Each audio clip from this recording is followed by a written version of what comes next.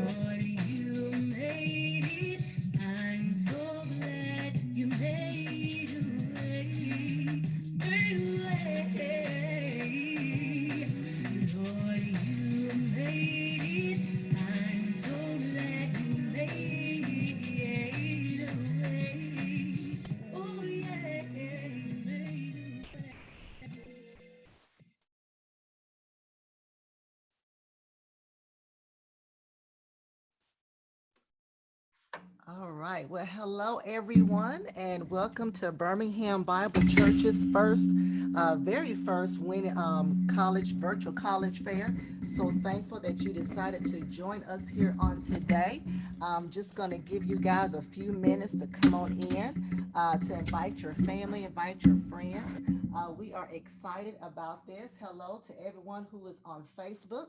Hello to all of you who are on YouTube. If you're on Twitter, if you're on Instagram, thank you for watching us. Thank you for joining us here on today. Well, it is an exciting time this time of year. I've been watching on Facebook, there's proms going on. So people are picking out dresses and tuxedos, and spring is almost here. Award ceremonies are going forward. And so after that comes graduations. And so a lot of kids, a lot of students are getting acceptance letters from multiple colleges, and they have some decisions to make. Should they go in the military? Should they attend a university? What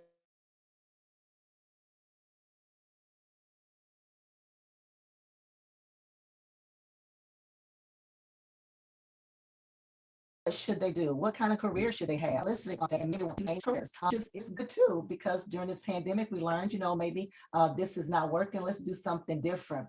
And so, of course, there's a lot of decisions that have to be made. And so you want to make the right decision. We all do. Pastor talk about the power of decision making and how we should make those crucial, important decisions. And I think the deadline for everybody in general, I thought was May the 1st, but I know particular colleges have different deadlines. And so people got to hurry up and make a decision. And so wanted to bring some information to you guys. This is something totally new, a little different, to help you make those decisions. And so we wanted you to get that information straight from admission counselors, from all over the world. And so we reached out to a lot of colleges, and a lot of them wanted to attend, but apparently this is high recruiting season. And so we'll keep that in mind next time. But I'm so grateful for the people we have on today. I am excited. For those of you who are watching, we have someone from Oklahoma. We have colleges and institutions here in the Birmingham area. We have some from Georgia. Yeah, so that's it. So we got pretty much in the Southeast. And then we have someone in the Navy. So that's to give you something, another idea as far as what you should do, what route you should take. And so we're excited about that. So listen, y'all know how we do it. And especially if you're on Facebook, I need you to tag 3 people. So do the @ sign and then tag some students, tag some family members, tag some friends, text some people, text and say, hey, listen to the broadcast today. And listen, share the broadcast. We want you to share it with someone that you know, someone that you love, someone who wants a career change. And then of course, after you listen to all of these admission speakers, make sure you contact them so you can get more information, because we want you guys to ask questions. Please ask questions. But of course, their time is limited. We don't want to have them here all day. And so we'll get to a few that we can. But if not, please make sure you contact them personally. So without further ado, we're going to go to our very first presenter, Mark Vaughn. He is from the University of Central Oklahoma. Hello, Mark. How you doing, Lady Pam? How you doing? I am doing great, doing good.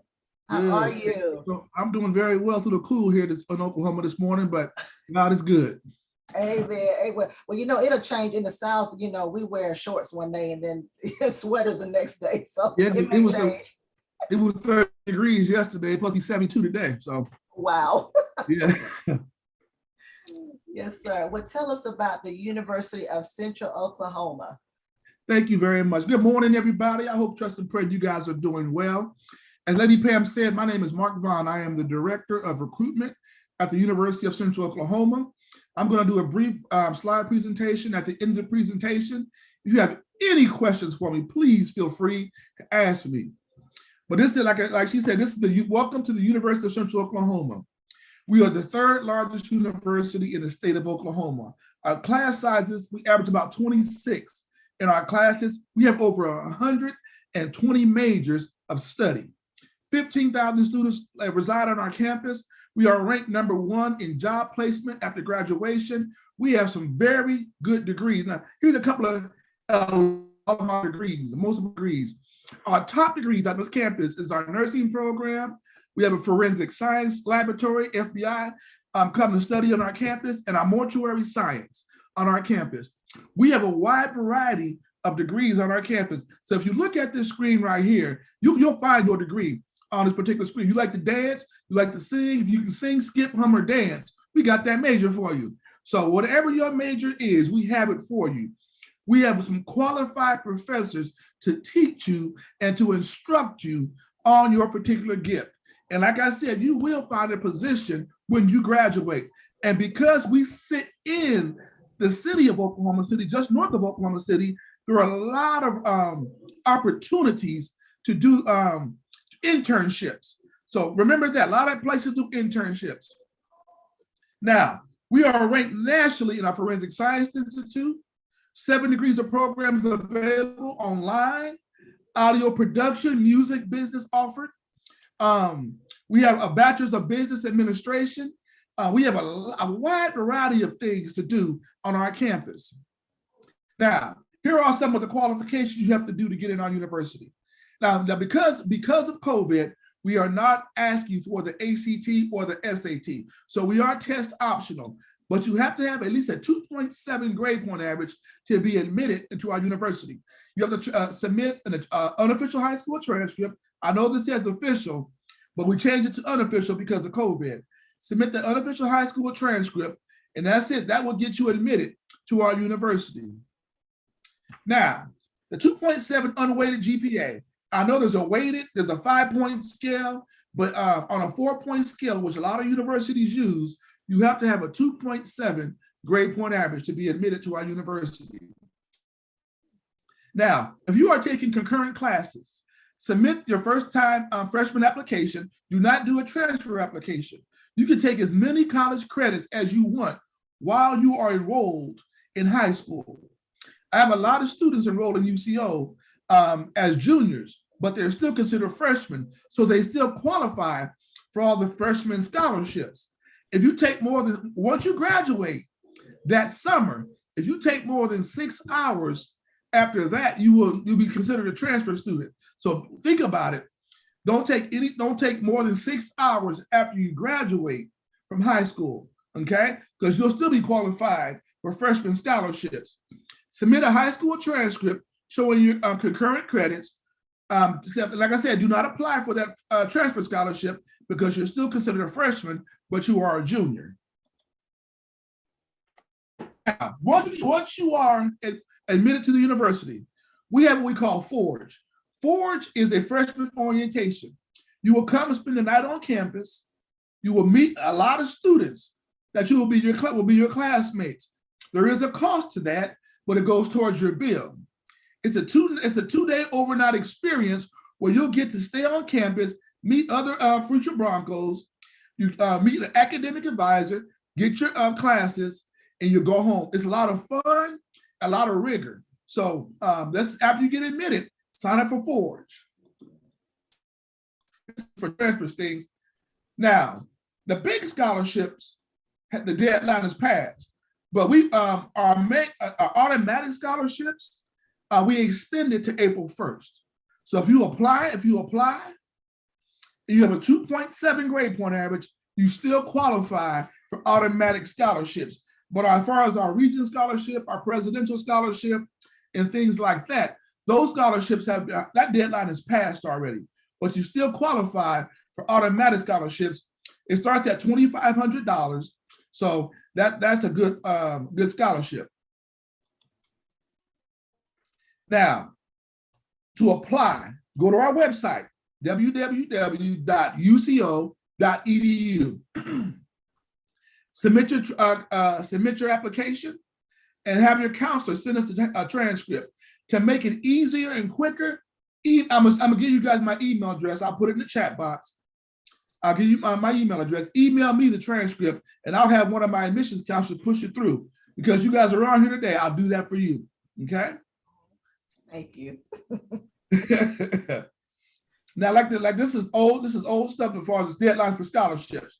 We have extended it. We have extended all scholarships until April 1st. The transfer scholarships, those are accurate. All those dates are accurate. But if you are a freshman, we went from February 1st to April 1st. Now, this is how you apply. You can scan this QR code right here. This will get you to our scholarship opportunities, our foundation scholarship, 30-party scholarship database. There's some very good scholarships in there, you guys.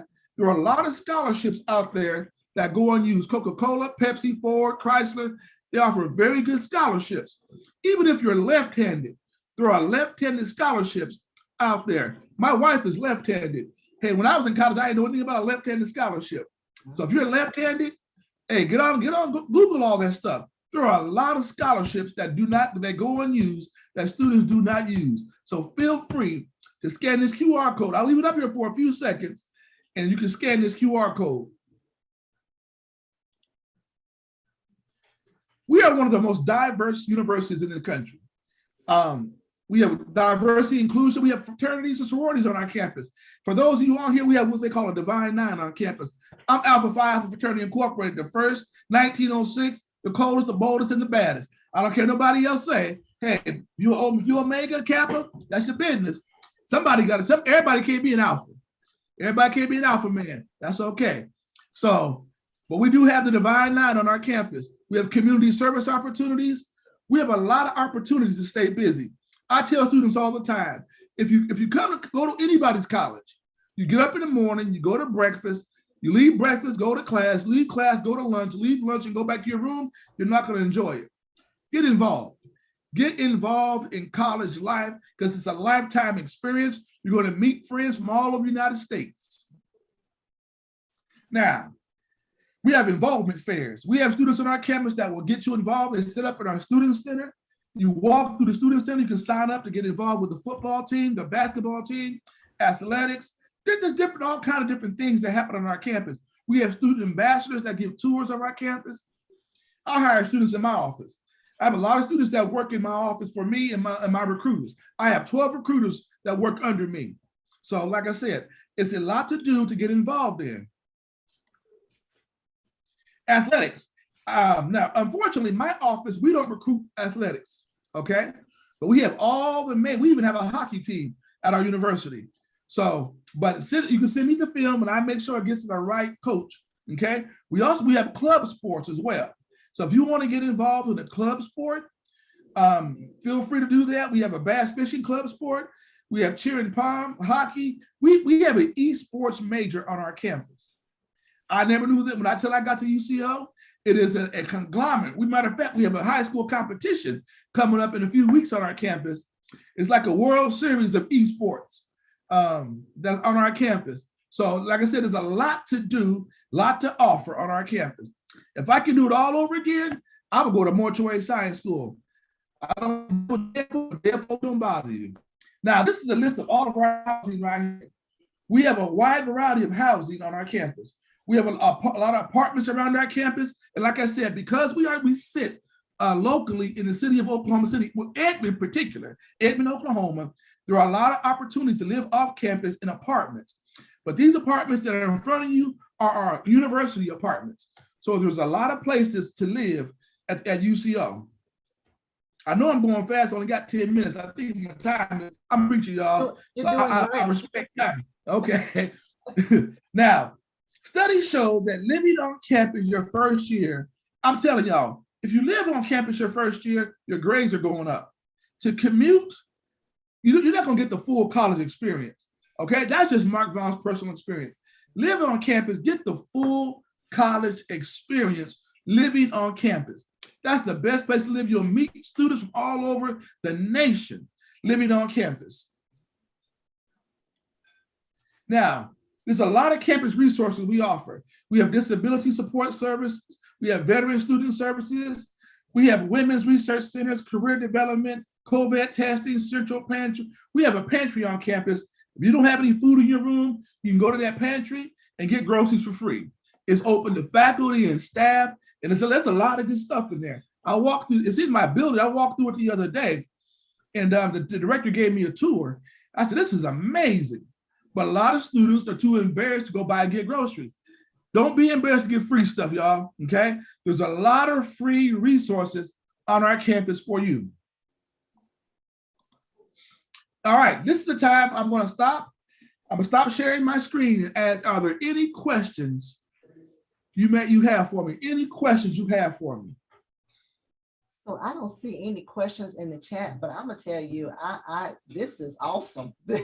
I mean, I didn't know y'all had all of that at the university. Yes. I really like the fact that testing, the SAT and ACT has been exempt, because I mean, kids are really smart. Like my daughter, she's at Stanford, but I remember she barely got in by like 2 points, but she's not a good tester, but smart, I mean, high GPA and everything. So I like that it's not required. So now it's more accessible. College is more accessible for people now.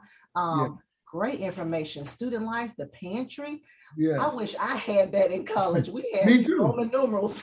Right? I mean, that's what we did when that student money kind of went out. Yes. This was great. This is awesome. Please go ahead and say your email address. I'm going to put it in the chat room for everyone so that people can contact you and you can slide their application on in. Okay. Now my email is mvaughn. So that's M, V as in Victor, AUGHN, the number 14 at UCO.edu. So that's mvaughn 14 at UCO.edu. Okay. You guys feel free to email me with any questions. I'll be back in my office on Monday morning, and I'll be more than happy to shoot you back an email. If you need more, have questions, please. There's no dumb question. Please ask your question. And real quick, if you guys decide to take your ACT or SAT, those big scholarships, if you are on free or reduced lunch, you can take the ACT and SAT twice for free, nationally, okay? So make sure, if you're on free or reduced lunch, you can take it for free. Go get the voucher from your high school counselor and take that test for free. And also, you get free applications at the universities as well. So get those vouchers from your counselor and take care of it. So like I said, if you have any questions, please feel free to email me. We do have an application fee. It's $40, okay? I cannot waive it because we're a state school, okay? But if you have any questions, please feel free to give me a call or email me, and I will get back with you within 24 hours, all right? Thank y'all so much for the opportunity, for joining you guys. Lady Pam, Pastor Mason, good to see y'all. My alma mater, Southwestern Christian College, I love y'all. Y'all, thank you.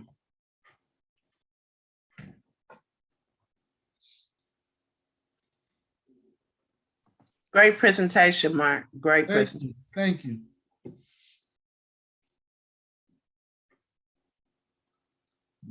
I think Pam froze up.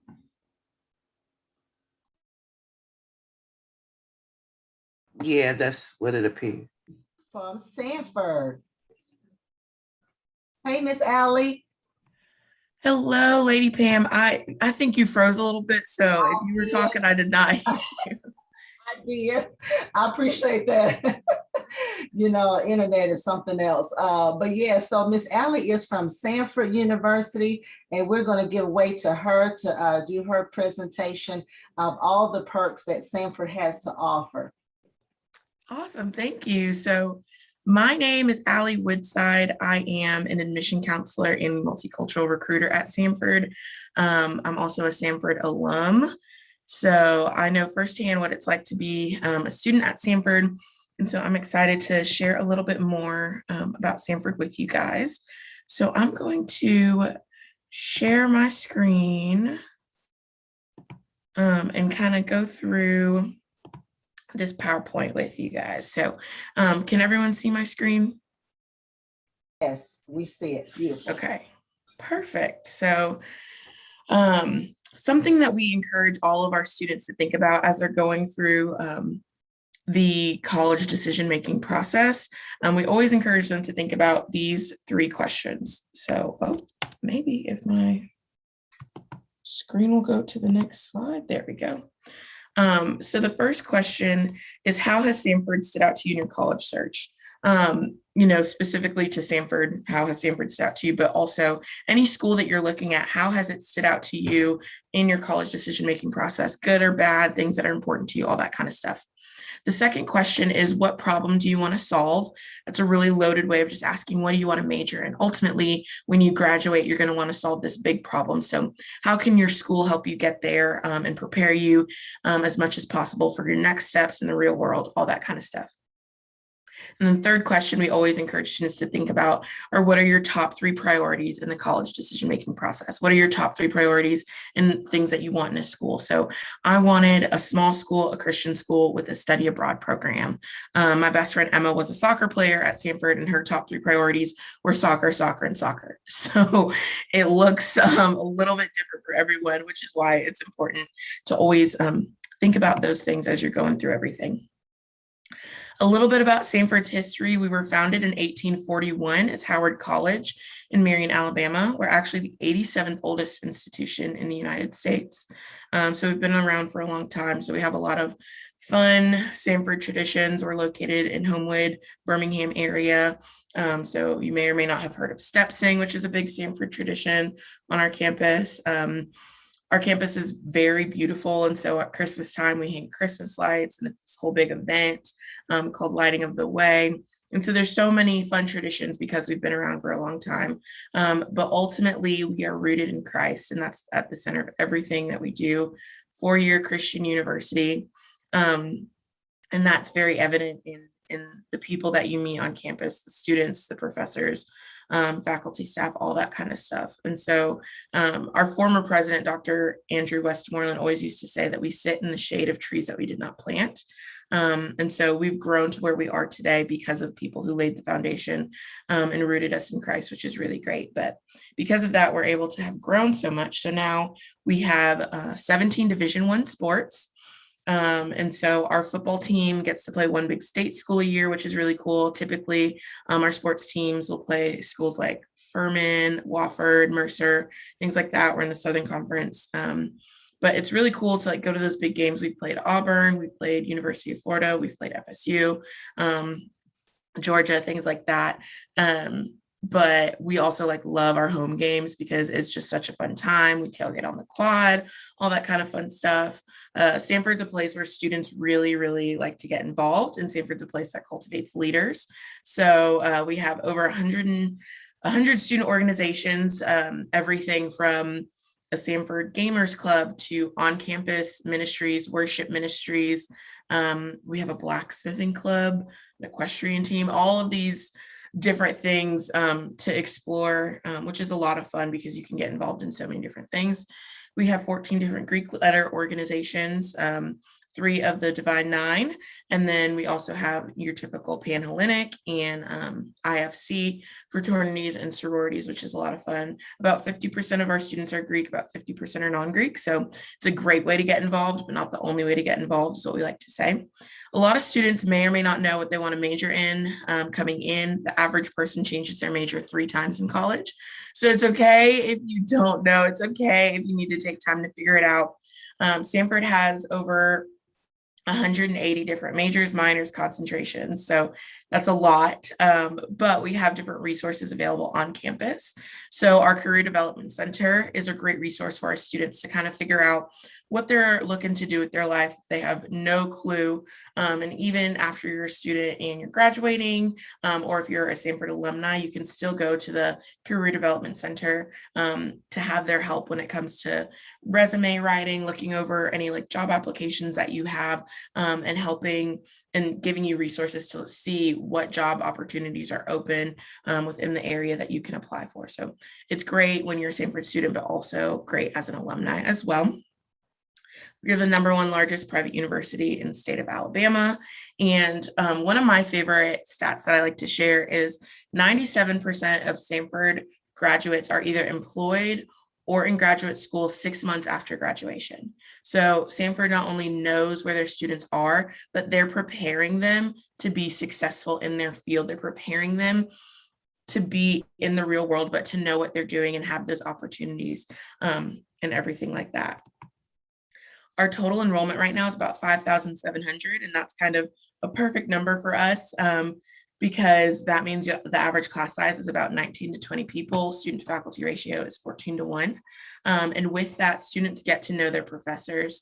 At Stanford, you're not just a number that gets lost in a crowd. You're known and valued for who you are. Your professors know your name, and they care about you and about your dreams, goals, and want to help you accomplish everything to be as successful as possible.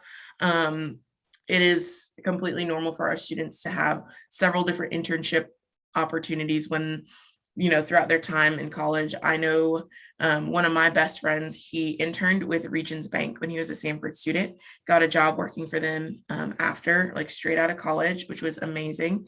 And because of Stanford preparing him in his experience that he got, he now works in the finance department for Disney World. So Stanford students do big things. I have a friend who's working at ESPN in their marketing department. So Stanford really gives students the opportunities to thrive and to have all the experience that you need in order to step into the real world and be like, I know what I'm doing, which is really great.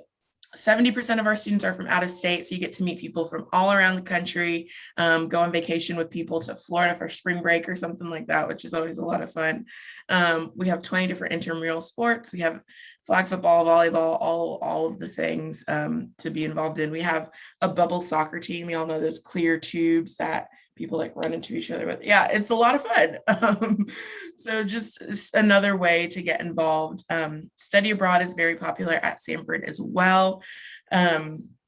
43% of our students study abroad at some point during their time on campus. I got to study abroad in Spain and in Israel when I was a student on campus. So several different opportunities, 50 different study abroad programs in 13 different countries. And so it's a lot of fun. So you could either do a whole semester, a summer term, or you could do a mini Maymester is what we have now. So several different opportunities and times for you to do that.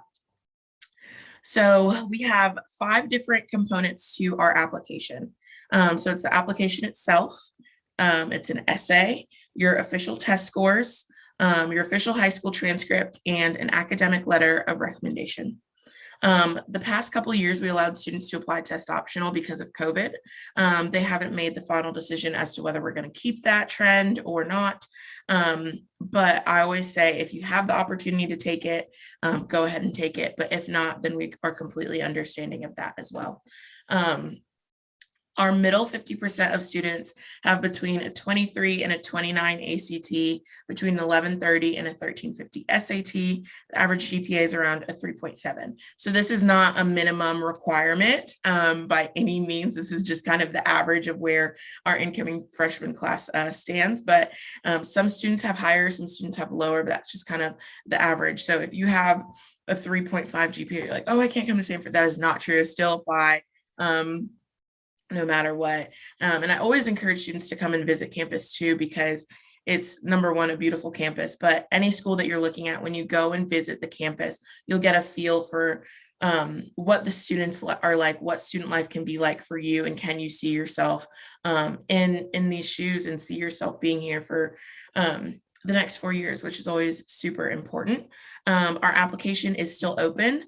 Our biggest scholarship deadlines have passed, but that's my job as an admission counselor, is to advocate for you with our scholarship committee, which is always a lot of fun because I love getting to know our students and to help throughout this process. So still apply to Stanford if you would like to, but if you are a junior looking to apply, some of our scholarship deadlines that I like to push are December 1 and February 15th. Those are our 2 scholarship deadlines.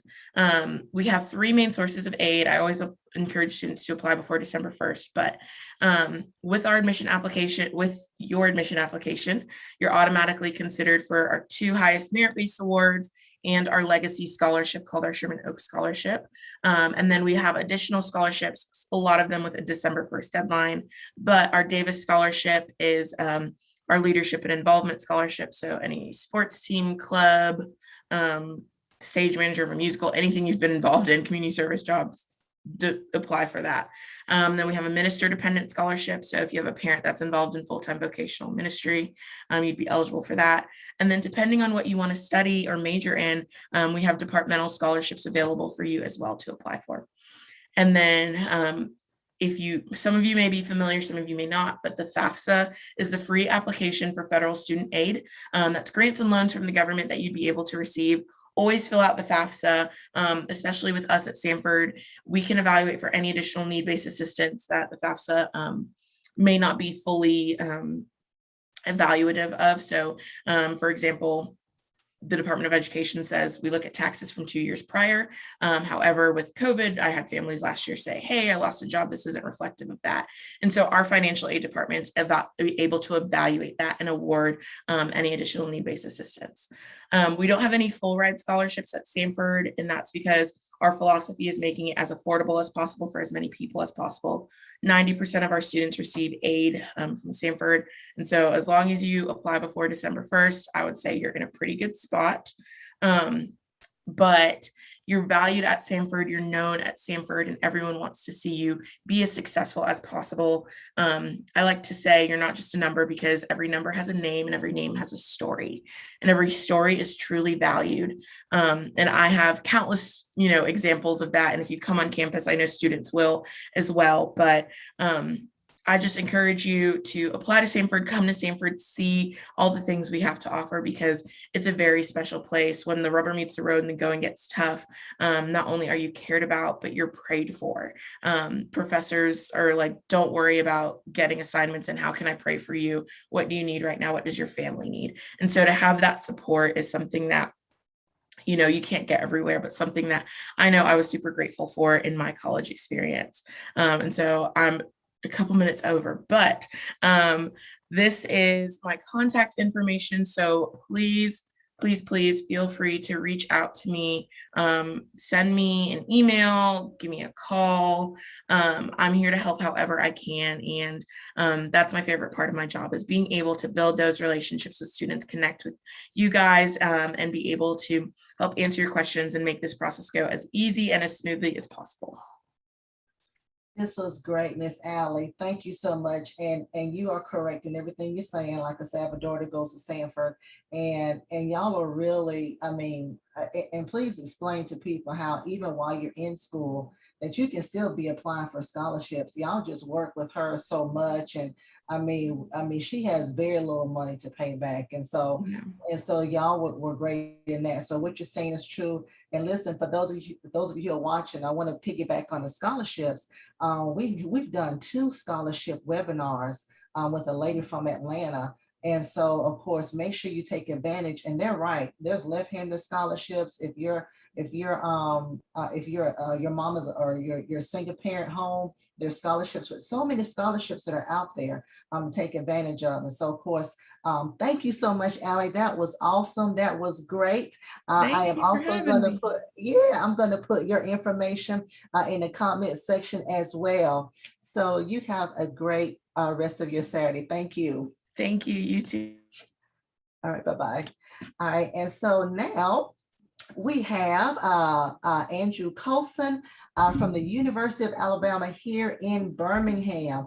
So thankful for him and giving his schedule, his time for today to tell us about all the great things that UAB has to offer. So please tell us about the University of Alabama.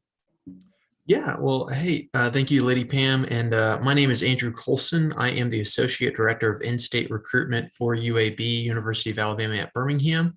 And so I'm happy to share a little bit more about our programs and admissions practices for both this year, as well as looking forward to 2023 and 2024 as well. And so at UAB, just kind of some quick facts about UAB. We're what is considered a mid-major university in terms of our population, about 22,000 students strong, currently at our second highest single year enrollment ever. Last year was actually our record. And so we've been growing a lot in the very short time we've been a university. We've only been around for about 53 years. We are also one of the most consistently diverse campuses in the country. And that's not just diversity represented in that nationality number with over 100 different countries represented in our student body.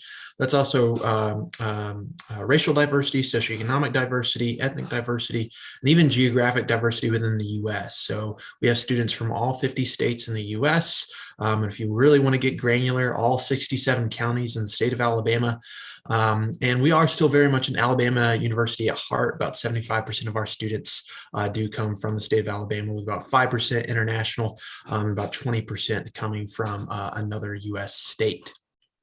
We are also, like I said, a fairly young university, but we've made a lot of strides in growth when it comes to academic research, being the first Tier 1 Carnegie Research University in the state of Alabama, and also just really well known for our research funding, billions of dollars, especially when it comes to cancer and diabetic research. And of course, infectious diseases has been very much in the public mindset these past 2 years. And we also make sure that our students are prepared when they are leaving. So the nice thing about where we are located, we are right in the heart of downtown Birmingham.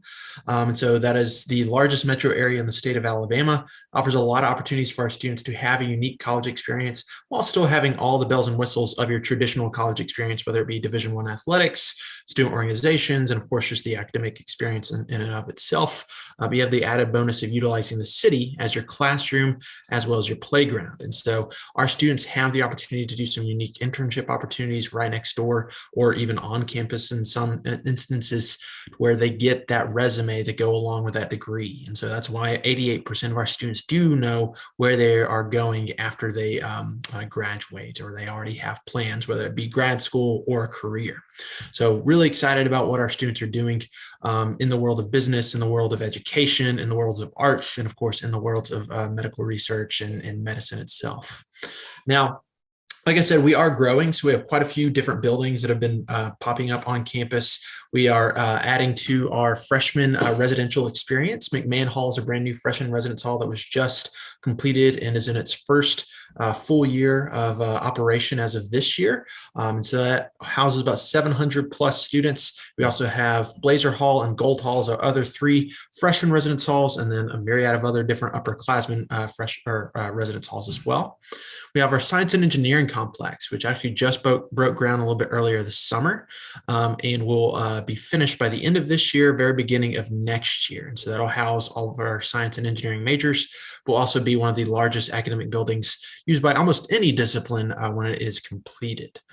And then one of my personal favorite additions, not only to UAB's experience, but just the city of Birmingham's Protective Stadium. It's not technically on campus, but it just once again kind of adds to that unique experience of being a UAB student. So this is home for UAB football. And so we had our first season there this year. Didn't start out the way we wanted it. We did lose our first game there, but we had a great season after that. And of course, it is also just a really great venue, one of the prettiest venues I think in the country at this point. And it also brings that unique experience of being able to tailgate right in the heart of downtown Birmingham too. So a lot of kind of unique experiences just as a UAB student on a Saturday in the fall. Now, a little bit about UAB's academic programs. I mentioned a lot about medicine. That's because that's what we're really well known for, but we have basically everything under the sun. I personally graduated from UAB back in 2015 with a bachelor's degree, in international studies and a minor in Japanese language. We offer pretty much everything under the sun. Like I said, these are new majors we've introduced over the past couple of years. And we do introduce new majors every couple of years or so, just based on student demand, market demand, and of course, professors' ability to teach. But we have about 120 plus different areas of study that ranges from College of Arts and Sciences, School of Business, School of Education, School of Public Health, nursing, as well as engineering, and just a wide technicolor blanket in between of different majors, minors, and concentrations. If you ever have a question about a specific major, or if you want to see what we have to offer, whether it be on the undergraduate level or even graduate level and doctoral level, uab.edu/degrees is a great search tool to utilize on our website, and gives you a bunch of different options to search specifically in that search bar, or more generally for just things related to certain categories in these little career paths listed down below. And of course, also a no idea button. If you don't really know what you want to do, but you want to see what we have to offer, we can help you kind of refine that search and help you find your fit at UAB when it comes to that academic fit. Now, as far as admissions goes at UAB, it's a 4-step process for freshman admissions. We do have an online application. You can complete at uab.edu/apply. There's no essay or anything required. It's just a basic information about yourself as a student. We do have a $40 application fee. Now, we do have fee waivers for students who are on free or reduced lunch, or students who have received or qualify for ACT fee waiver or NACAC fee waiver. That would just have to be submitted by your high school counselor to be considered official. Otherwise, you just pay that $40 application fee. And we also have transcripts and test scores. A little bit of an asterisk on test scores. I'll get to that in just a second, but transcripts do have to be sent directly from your high school to be considered official. We cannot receive them directly from students, but you can just ask your counselor to submit those, or submit them through Parchment if your school has Parchment or a very similar service like Parchment Score, anything like that. Then test scores, they can also be reported on transcripts, but we do prefer that they have them sent via the testing agency itself. So whether that be College Board with the SAT or ACT with the ACT, just because it's a lot quicker to update in our system, and it is a little bit more automatic, whereas we have to manually pull those from transcripts. But like I said, either way, we will accept that. Now, I did say there's an asterisk on step number 4 with the test scores. That's because we are test optional for 2022. However, we also made an announcement about a month ago that we're also going to be test optional for 2023 and 2024. And so what that means is, if a student does not want to utilize their test scores, maybe they haven't taken the test, or maybe they just don't think that's a great representation of who they are as a student. And I apologize if you hear my cat playing with a toy in the background. If you don't want to include your test scores, you do have the option to choose a test optional admission status. So when you start an application, you'll see these 2 bubbles, and you'll click whichever one you think might best apply to you. You'll also be asked to confirm that application status at the very end of the application. The reason we are pretty, I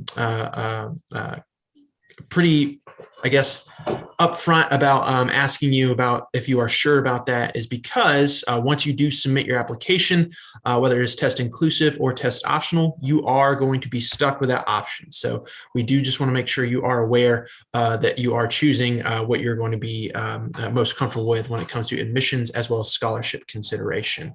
Now, for test optional, basically we're going to be looking at your tests, or rather your GPA, as well as your strength curriculum. So if you've taken higher levels at your school, they're really available to you at your school, and you did well in those courses, maybe you didn't do so well on the test score, then you know what, that might be a better option for you. On the flip side, if you have a really good test score and a really good GPA, or really good test score and a not so good GPA, you might be better off doing test inclusive. Either way, talk to your high school counselor, and also talk to our office if you're not sure what you should pick. That's what we're here for. That's why we want to help you with this process. And of course, test optional and test inclusive can mean different things between different institutions. So it's always good to ask the admissions office. Now, just so you know, for our basic admissions requirements at UAB, we require a 2.75 high school GPA and a 20 on the ACT or a 1020 on the SAT. And so these are guaranteed admissions requirements just for the university in general. There are going to be some majors that might require higher GPA or higher test score. So for example, nursing requires at least a 3.6 GPA. You just be admitted to UAB if you didn't quite have that, but did have the 2.75 with an interest in nursing. And so you just have to make some prerequisite courses in order to actually get to that nursing designation. But either way, this is going to be what is required for just general admission to UAB. And you also see some of our freshman averages down there below, which can give you a good idea as to where our scholarships do start. Scholarships are a little bit different at UAB as of this year, where we do have a range from $2,000 to $10,000. And since test optional and test inclusive was just introduced this past year officially at UAB, we do award both those on the same scholarship spectrum. And so there's not quite a set matrix of what qualifies for what. It is going to be based on the general application you submit, as well as just how you applied, whether it be test inclusive versus test optional. So $2,000 to $10,000 for in-state students, $6,000 to $20,000 for out-of-state students. And sorry, I apologize for that typo there, but that is for out-of-state students. These are merit-based scholarships. Now, there are some additional scholarships you can apply for via that uab.edu/bsmart page. And so if you are part of any of these national recognition programs with College Board, that's an additional $2,500 on top of whatever you receive from your merit-based scholarships. And we also have a scholarship for national merit finalists, which is an additional $4,000 per year. Now, if you are a child of alumni of UAB. We have legacy scholarships. If you are going to certain departments, you can also apply for those via that Be Smart page I mentioned earlier. So I do always encourage students when they're applying, starting October 1st, you'd be able to go ahead and start applying for those Be Smart scholarships as well. Now, one final thing I'll just mention too, especially if you are a resident of the state of Alabama, a student in the state of Alabama, you are required to complete a Fafsa. And so at UAB, our priority deadline is December 1st for Fafsa submission, but we do accept Fafsas throughout the year. That just means if you submit it by December 1st or earlier, we're going to get you your financial aid notification and award package as soon as we start sending those out. So you just know a little bit earlier what your actual financial aid award is. Now, this is where you'll get all those different types of aids from grants, loans, and work studies from the federal government. And some scholarships might require the Fafsa. So like I said, I do always encourage students to fill out the Fafsa. It goes live October 1st every single year. So really encourage students to do that within the month of October if possible. And finally, I also encourage students to come and visit campus, especially if you're a local student. You might think you know everything about UAB, but I can tell you, also being a local student as well, growing up about 12 minutes away from campus, it is a completely different world when you're actually a student here, and also gives you a better perspective of the city of Birmingham itself, even if you lived here your entire life.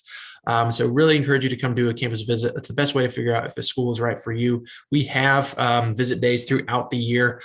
Each one of these pretty much mirrors kind of what our day will be each year. UAB Day usually takes place sometime around early November or around Halloween, as well as a couple of specific days. And campus IPO sessions actually take place on specific days throughout each week. And so if you ever want to learn about a specific program or a specific major, you can always find those times at uab.edu/visit. And of course, our campus tours, we have at least 2 every Monday through Friday and at least 1 Saturday tour each month.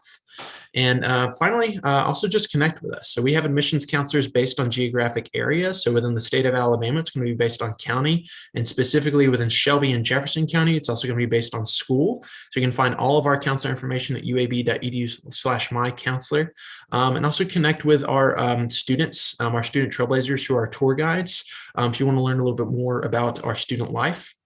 And follow us on social media. Don't just say that because we need the likes. It's also just a good way to interact with us on a more kind of intimate level and learn a little bit more about just kind of fun things happening on campus. And there are also sometimes scholarship giveaways with our Choose UAB platforms as well. So always a fun time on our Instagram page. And finally, if you ever need any questions, and if I am your admissions counselor, I do cover Hoover, Spain Park, Vestavia Hills, John Carroll, and all homeschool students in the state of Alabama. Feel free to reach out to me, and I'd be happy to connect you with your admissions counselor if I'm not your assigned admissions counselor. So feel free to reach out to me. That's my contact information right there. You can always text or call me at that number too, or shoot me an email as well. That is all I have for you guys today, and I really appreciate the opportunity to share a little bit about UAB with you guys today. Thank you. So, man, this was wonderful, Andrew. Awesome. And UAB is doing well overall, not just, academically, but football team. Was it a CFP or something championship? I forgot the initials, and the basketball team is doing well. So y'all are just really doing some great things just overall. Thank you. Yeah, we didn't have as great of a night last night as I thought we would in the tournament, but I'm still proud of our Blazers nonetheless. Oh, definitely. So great. And I meant to ask this for all the colleges, so I don't want to forget. Do y'all offer any virtual classes for, some institutes have online classes? Do y'all do any of that? We do. We have a couple of online degree programs. In fact, if you go to uab.edu/online, you can find a list of all of our 100% and mostly online programs listed there. Okay, awesome. Yeah, for that mom who, works, 8 hours and just want to do some classes in the evening, when the kids are asleep. So, okay, awesome. This is wonderful. Again, Andrew's email address is awcolson, COLSON @uab.edu. Thank you so much for taking time out of your schedule to talk to everyone. Thank you. Thank you. All right. And so now we have our next person. is Stephanie Salone from Augusta University. Happy about this one as well. I went to the school when it was called Medical College of Georgia. That's just how old I am. But I didn't know they changed until my grandma sent me some information. I said, oh, they changed the name. But yeah, so I am pleased. Great college then. And so I'm sure it's even better now. But we have Stephanie Salone. She is going to talk to us about Augusta University. Yes, thank you so much for having me here today, Lady Pam.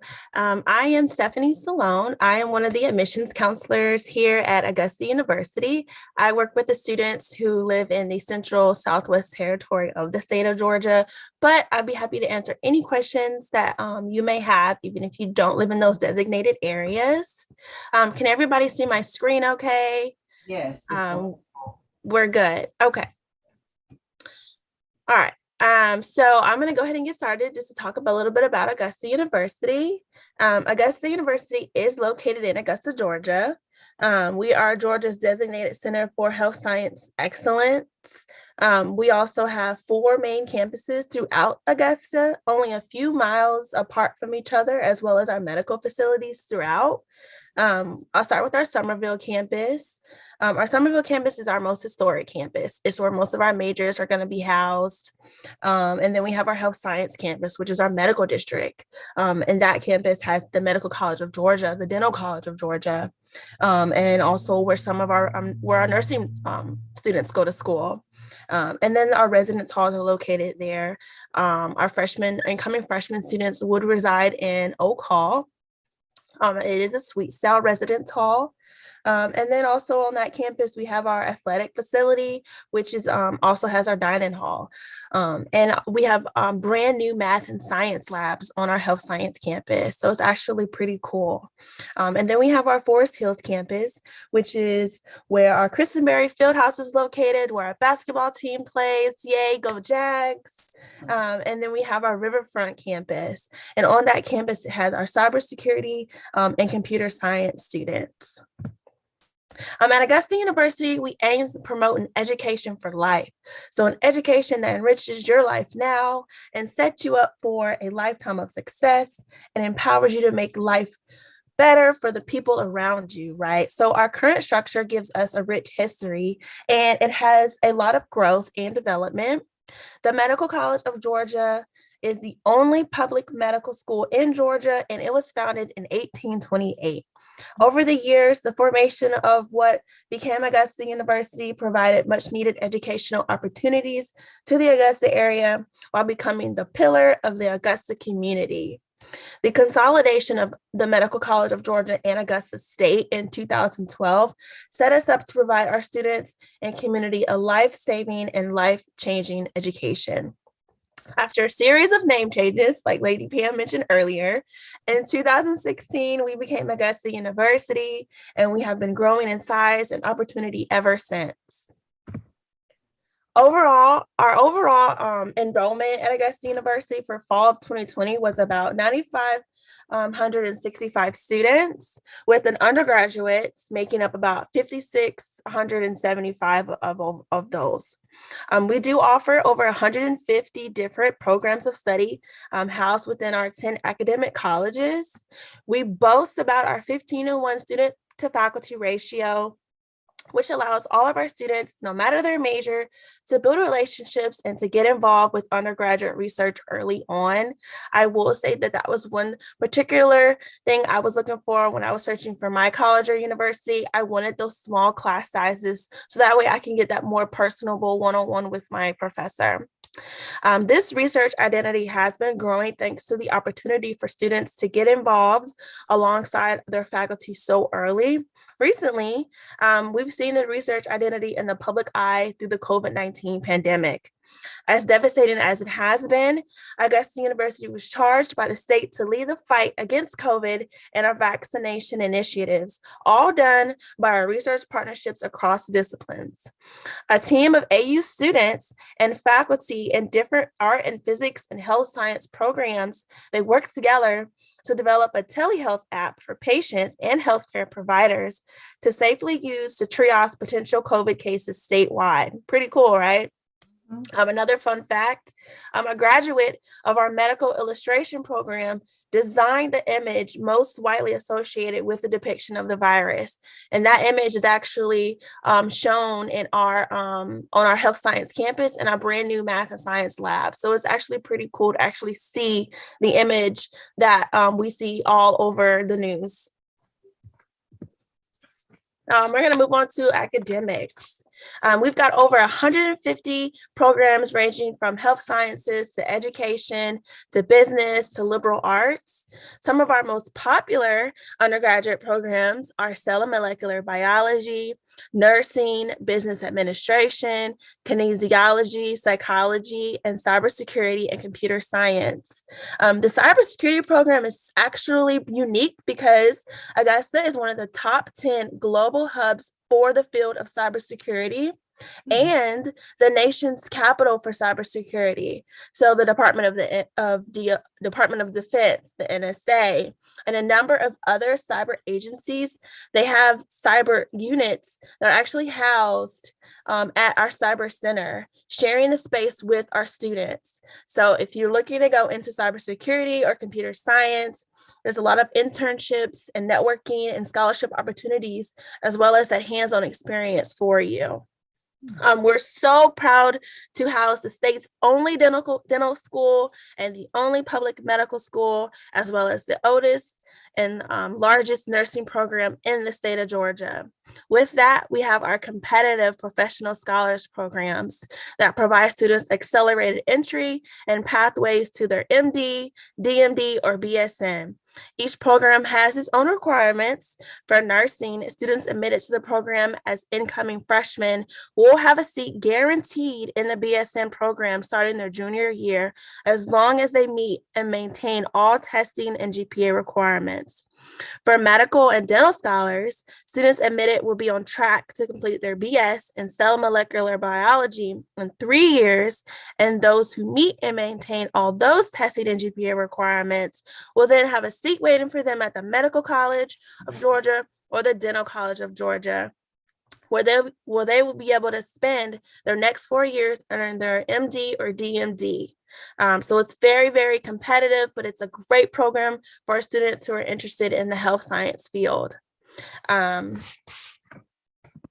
All right, let's get into talking about campus life, which is one of my favorite things to talk about. As the smallest research institution in the state, we are proud to have over 175 registered student organizations and over 5,000 students having checked into events last year. That's almost our entire undergraduate population participating. Even with restrictions on events, our campus did a fantastic job of providing opportunities for students to meet and connect and engage with each other to develop a real sense of belonging. We recently just had Club Fest. Club Fest is actually cool because it's an event where organizations can come out on campus and talk about what they're all about. There's music, there's food. It's just a great way for all of our students to get involved. Student engagement opportunities, they happen like this on every campus. So you're able to join whether you're on our Summerville campus for classes or at your residence hall on the health science campus.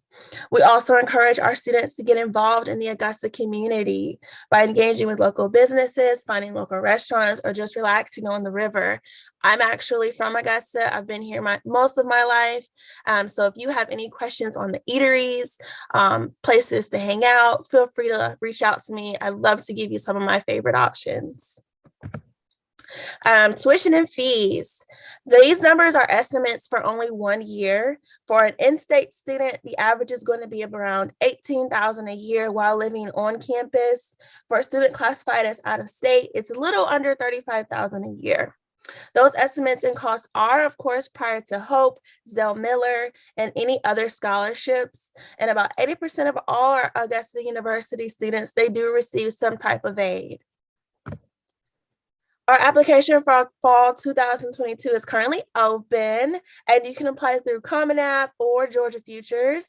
The app is $55, but you can indicate on the application if you plan to use a fee waiver, and we'll work with your counselor to get that applied. We do require an official high school transcript, and recently the change was made that we are test optional. So for students with a GPA of 3.4 or higher, they do not have to submit official SAT or ACT scores. However, for the students who do not meet that GPA requirement, the SAT, we do require at least a 480 on evidence-based reading and writing, and at least a 440 on math. And then for the ACT, we require at least a 17 on English, and a reading, a 17 on math. You will need to meet only these requirements, but you'll also need to meet our freshman index requirement, which is a 2240. And what that freshman index is, just a math equation that we like to use to calculate your GPA and your test scores. Students who complete their application by our early application deadline on November the 15th, they will complete their application by they will be in the first group of students to receive a decision in early December. And then students wishing to apply for a scholars program, like I was talking about earlier, they must apply by the early application deadline. Our institutional scholarship applications open for students who have already been admitted in early December and closes February 1st. We also encourage our students to apply for external scholarships on Scholarship Universe. We encourage students to confirm their enrollment and celebrate National College Decision Day on May 1, and we must receive all documents by July 1. So that means dual enrollment transcripts, your test scores, your application, all those documents that we need. After you apply, you'll get a link to set up your application portal. We'll use that portal to remind you about these deadlines and your next steps throughout the entire process. In conclusion, I want to encourage you to keep in touch and come in and check out us on campus. We offer daily campus tours throughout the year, as well as a variety of special events. The next big event coming up is our See Augusta Preview Day on Saturday, October 30th.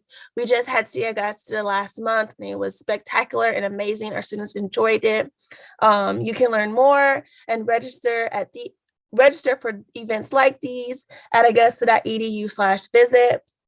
In addition, we hope that you connect with us on social media and keep us up to date throughout your journey this year. Tag us in your posts, and let us know when you hit those milestones. Feel free to email us with any questions at admissions@augusta.edu, or you can give us a call at 706-737-1632. I'll also leave my number that you'll reach me directly. I'll put that in the chat. It's 706-667-4881. Awesome. Trying to put the information in. Yeah, I can put it in the chat for everyone, so that way everybody has all the information for if they want to get in contact with me.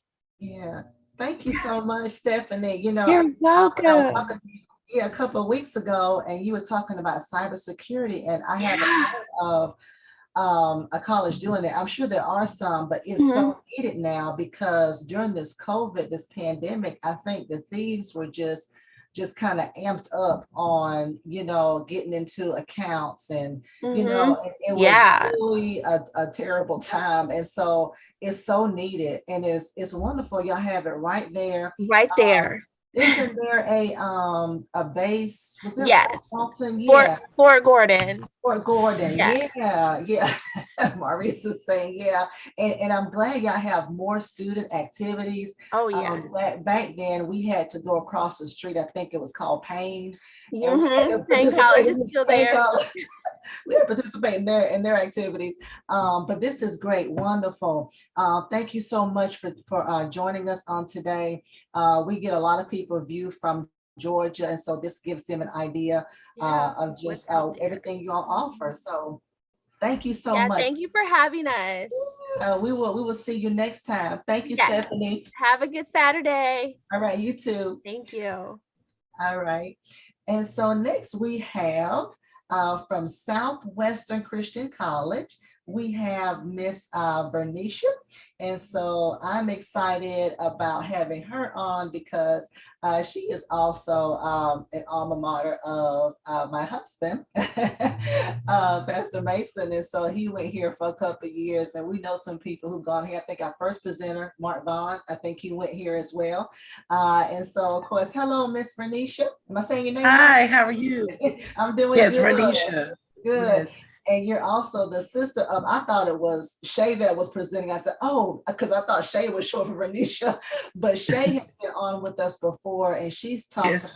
about all the political stuff. She's the political Right. guru, and she talks about all Right. that stuff. Does a great job. Every time it's election time, I know to call on her because she knows. That's right. That's She right. can break it down. So Yes. ma'am. Yes. So I think I have the slide up here. So that Okay. Yes, I see it. Yes, Perfect. thank you so much for having me here this morning. My name is Vernisha Kathy. My sister-in-law is Shay Kathy, but our names look similar, Vernisha and Shay Sha. So we both have that SHA at the end. So some people are like, which one are you? Because I work in politics too. I work in City Hall and she works for the county. So it's, and we both went to Southwestern. So she was the president of the Alumni Association, and now I'm the president of the Alumni Association. Wow. So we work in tandem. So you're okay. So when you were like no, but I'm used to it. But thank you so much for inviting me to be a part of it. I'm not an official recruiter for the campus. However, as the president of the National Alumni Association, it is my job to be an ambassador for the college and speak about our rich history and always invite people to be a part of Southwestern Christian College. As you mentioned, your wonderful husband is a graduate of Southwestern Christian College. He was actually there when I was there, and he was a year behind me. But there's also another great history that he shares, is that his great-grandfather, Levi Kennedy, is one of our founders. And so we are always happy to be in the presence of the Kennedy and Mason family. And so we're very excited to be a part of this presentation today. Southwestern Christian College was founded in 1948 in Fort Worth, Texas, and then moved to its current location in Terrell, Texas in 1949. We're about 20 miles southeast of downtown Dallas. So we're not that far from a big city. Now, Terrell is small, but it is growing. A lot of people know Terrell, Texas, because that's where Jamie Foxx is from. Yes. Comedian Jamie Foxx is from Terrell. In fact, his grandmother, Miss Tally, was right around the corner from the campus. A lot of students and a lot of faculty and staff students were babysat by Miss Tally. And then before you even get to the campus, you'll see over to the right-hand side, it says Jamie Foxx Drive. So he has a rich history and legacy in Terrell, and he doesn't come back as often, but he always talks about Terrell, Texas. So when people say to me, I think I've heard about Terrell. Yeah, you have. I mean, that's why, because he's a great ambassador for the city. Also, let me tell you about Southwestern Christian College, is that we are a historical Black college or university.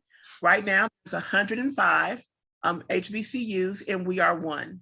We are one of the smaller ones, but that is good because that means our faculty and staff ratio to student ratio is much smaller, which gives you the one-on-one relationship that you need to have with a professor. With Southwestern Christian College, you are not a number. We know you by name. We call you by name. We love you by name. And we suppose that you are going to be great.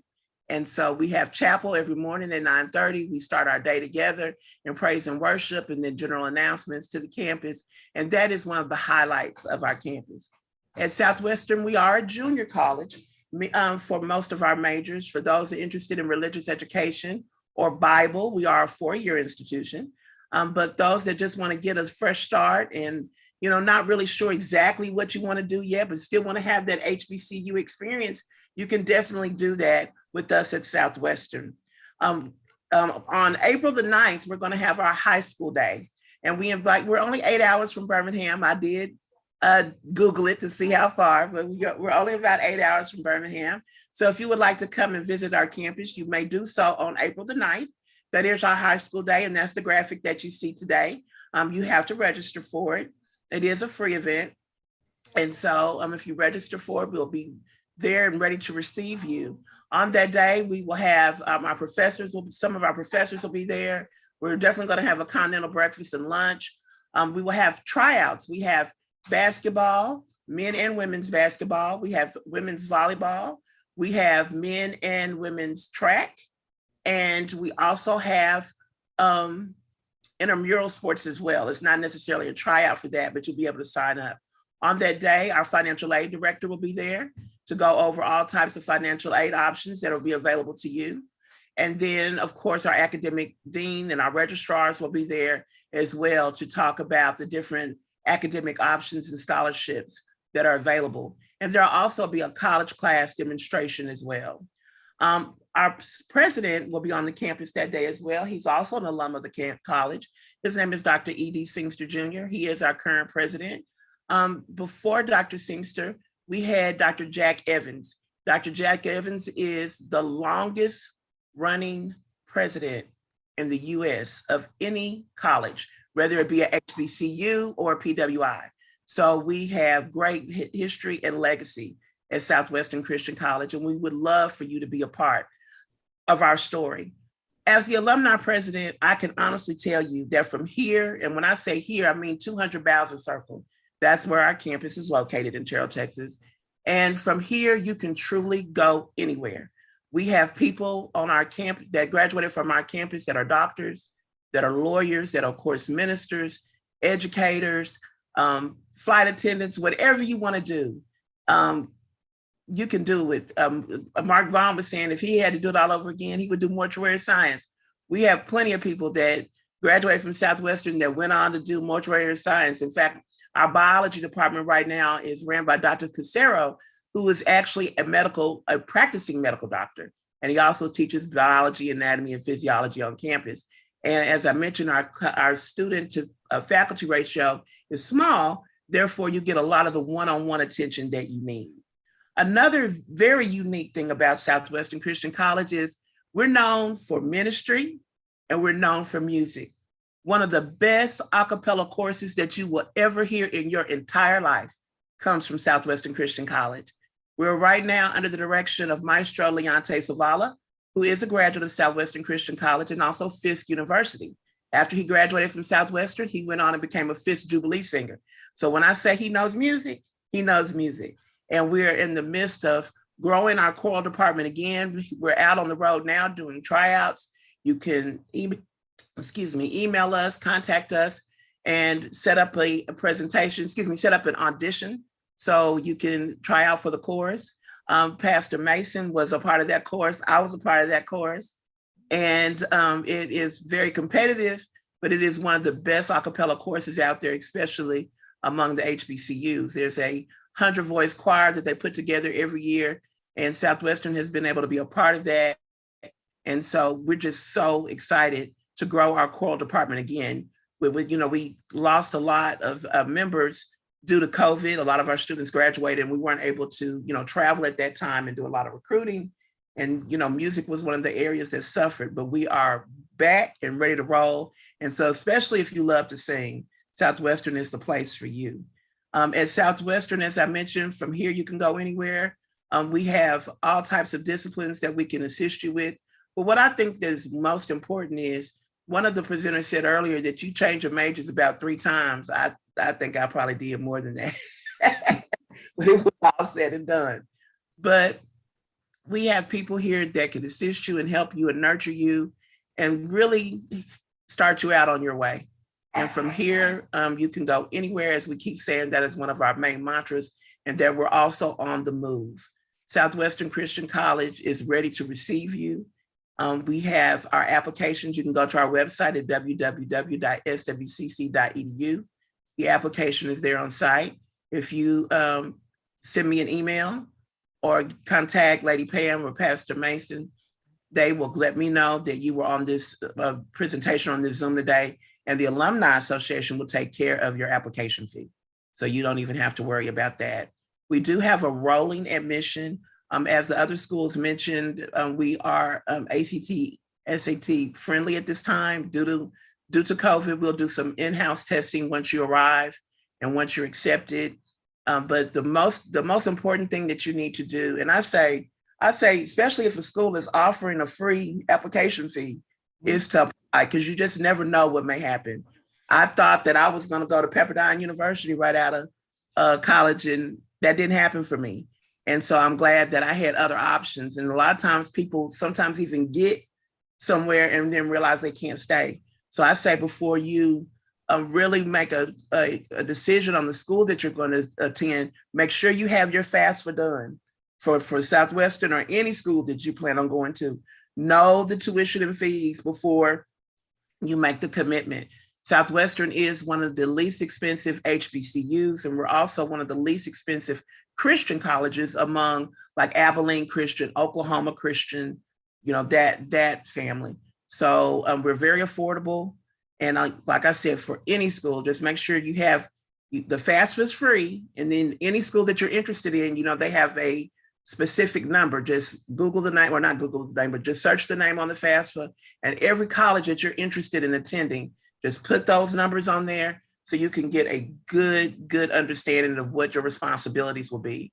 We have several scholarships that are available. If you go to the school website of swcc.edu, there is the financial aid page, and Mr. Eric King is very good at contacting you back and letting you know what's available after you fill out the FAFSA.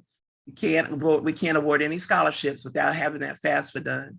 But I know that Southwestern Christian College is a great institution. I'm a product of that school. As I mentioned, Pastor Mason is a product of that school, and we believe in it. We know that what it's done for us and what it's done for others and what it's continuing to do in the community and in the brotherhood. And we would just love to have you visit our campus and then enroll. We also have a few online classes for those that want to take a few online things. You can go to the website as well. And so if there's anything, as I mentioned, I'm not an official recruiter, but I do know a lot about the school, and I can always answer questions. I can always help out any way I can in helping you get into the school and visit the school or do whatever you need to do. And thank you so much for being a part of, letting me be a part of this day. And that's all I have. Listen, you did a great job. I mean, you sound like you were part of the admissions counseling division. This was great, Renisha. Awesome. A lot of great information, a lot of great things y'all are doing since even Pastor graduated. Awesome. The intramural, yes, and he was a part of that traveling core group, and I love him telling all the stories about that. And it seemed like I just had a really good closeness. And so no, this is great. And so let me ask you, are there any, and maybe you did cover any opportunities for scholarships? Of course, we're telling everybody the schools have scholarships, but you need to also do your due diligence and search for scholarships that are out there, that are available to everyone. So any scholarships that are being offered? Yes, we have several scholarships available. We also offer athletic scholarships. As I mentioned, if you go to the website or even email me at activities, because I'm actually the activities director, and I didn't talk about that. I will go back and talk a little bit about campus activities. Thank you for reminding me of that. But there's several scholarships available. We offer athletic scholarships. We offer choral scholarships, academic scholarships for sure. Our president is an academician and really a stickler for education. So those that have demonstrated themselves in high school, he will give a scholarship to those students. We have legacy scholarships, second, third generation scholarships for alumni, family members, and students that come through. There are, if you go to our website, as I mentioned, in fact, someone just sent us a new scholarship and we're advertising it now. We get a lot of personal scholarships. People set up in honor of their family members or church ministers and things of that nature. So we have some new scholarships that become available. And sometimes they're one-time scholarships, but hey, take that money when it comes through. But we also have right, because I know one of our alums, he may be listening now, Charles Edwards, he called me the other day. He is offering some scholarships for some incoming students for the fall. And so we have a lot of that. Because we're a smaller college, we have a lot of we're a family type atmosphere. And a lot of our alumni know what it took for them to get there. They know who helped them, who helped pave their way. So they love to give back. In fact, your husband is one of those that loves to give back, loves to support our students.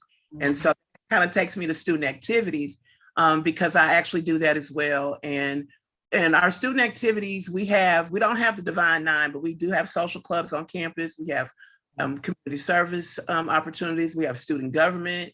We have, as I mentioned, intramurals. We have specialty clubs that people can get involved in. We also, pre-COVID, had a tour that we would take our students on. There was like a civil rights tour. And we would, go, we came to Birmingham. We go through and we take the steps of our civil rights leaders. And it starts in Texas and we end up in DC and then make our way back. So hopefully we'll be able to bring that back. I'm actually over that tour. It's sponsored by the President's Office and Student Activities. And we go out on the road and we just about have done it all at this point.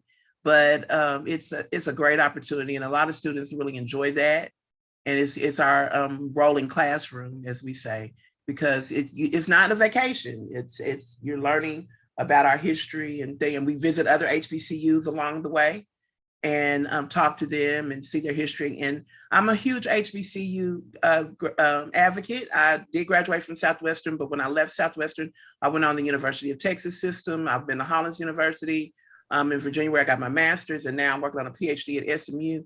And I still say the best experience I ever had was at a HBCU at Southwestern Christian College. It gave me a strong foundation with 2 years in. I knew who I was and whom I belonged to after I left Southwestern. My parents taught me, but the college instilled it in me, and I've never forgotten it. And so thank you again. And we would love to have you at the campus April the 9th. I always say visit a campus before you commit. You never know.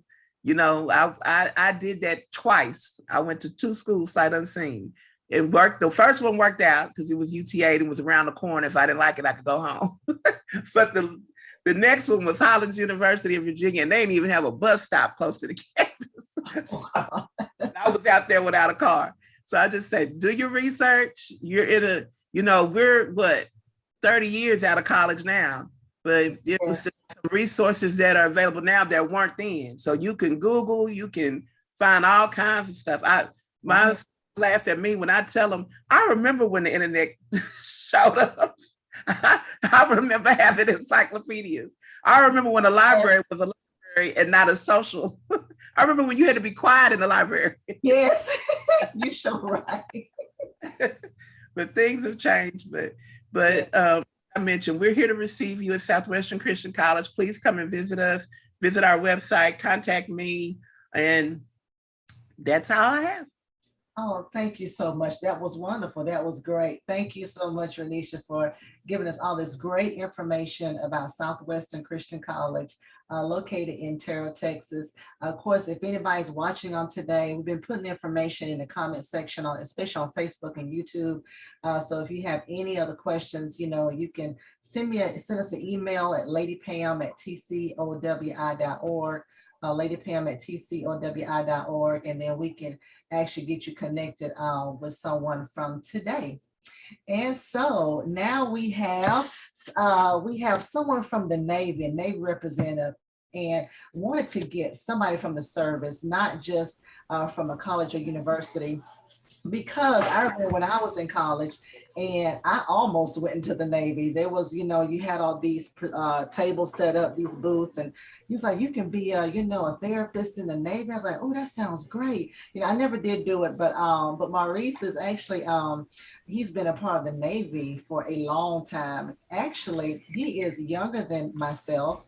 I am almost 50. I said almost 50. He's younger than me. He's about to retire from the Navy. So the Navy has been good to him. It's been good. But I wanted him to give us a different point of view. For those of you who are interested in going into the military, just kind of the perks, the benefits, what they have to offer, what to expect. And so, because everybody may not want to go the college route, or some people want to, go to college, they want to get the degree, but they say, hey, maybe I can get into the service and have them pay for it. So I want Maurice to talk about all that, because I don't know those things have changed since I was looking. So, hey, Maurice, how are you? I'm doing all right. How you doing this morning, Lady Pamela? Or afternoon now, excuse me. Oh yeah, afternoon. Well, it's still morning here. We're Alabama time, but yeah, Georgia. I forgot. Georgia, right? Yeah. Yes, ma'am. I'm in Georgia. Yeah. So yeah, thank you for joining us today, and tell us about the Navy. Yes, ma'am. Absolutely. So my name is Paul Maurice Hicks. Thank you, Sister Pam and Pastor Mason, Lady Pam, for having me speak about the Navy. I'm a CTM 1 inside in the United States Navy. I've been in the Navy for 21 years and 9 months, but who's counting? I'm not an official Navy recruiter. However, what's the difference between me and Navy recruiter is I'm not going to give you any BS as far as the perks and benefits of the United States Navy.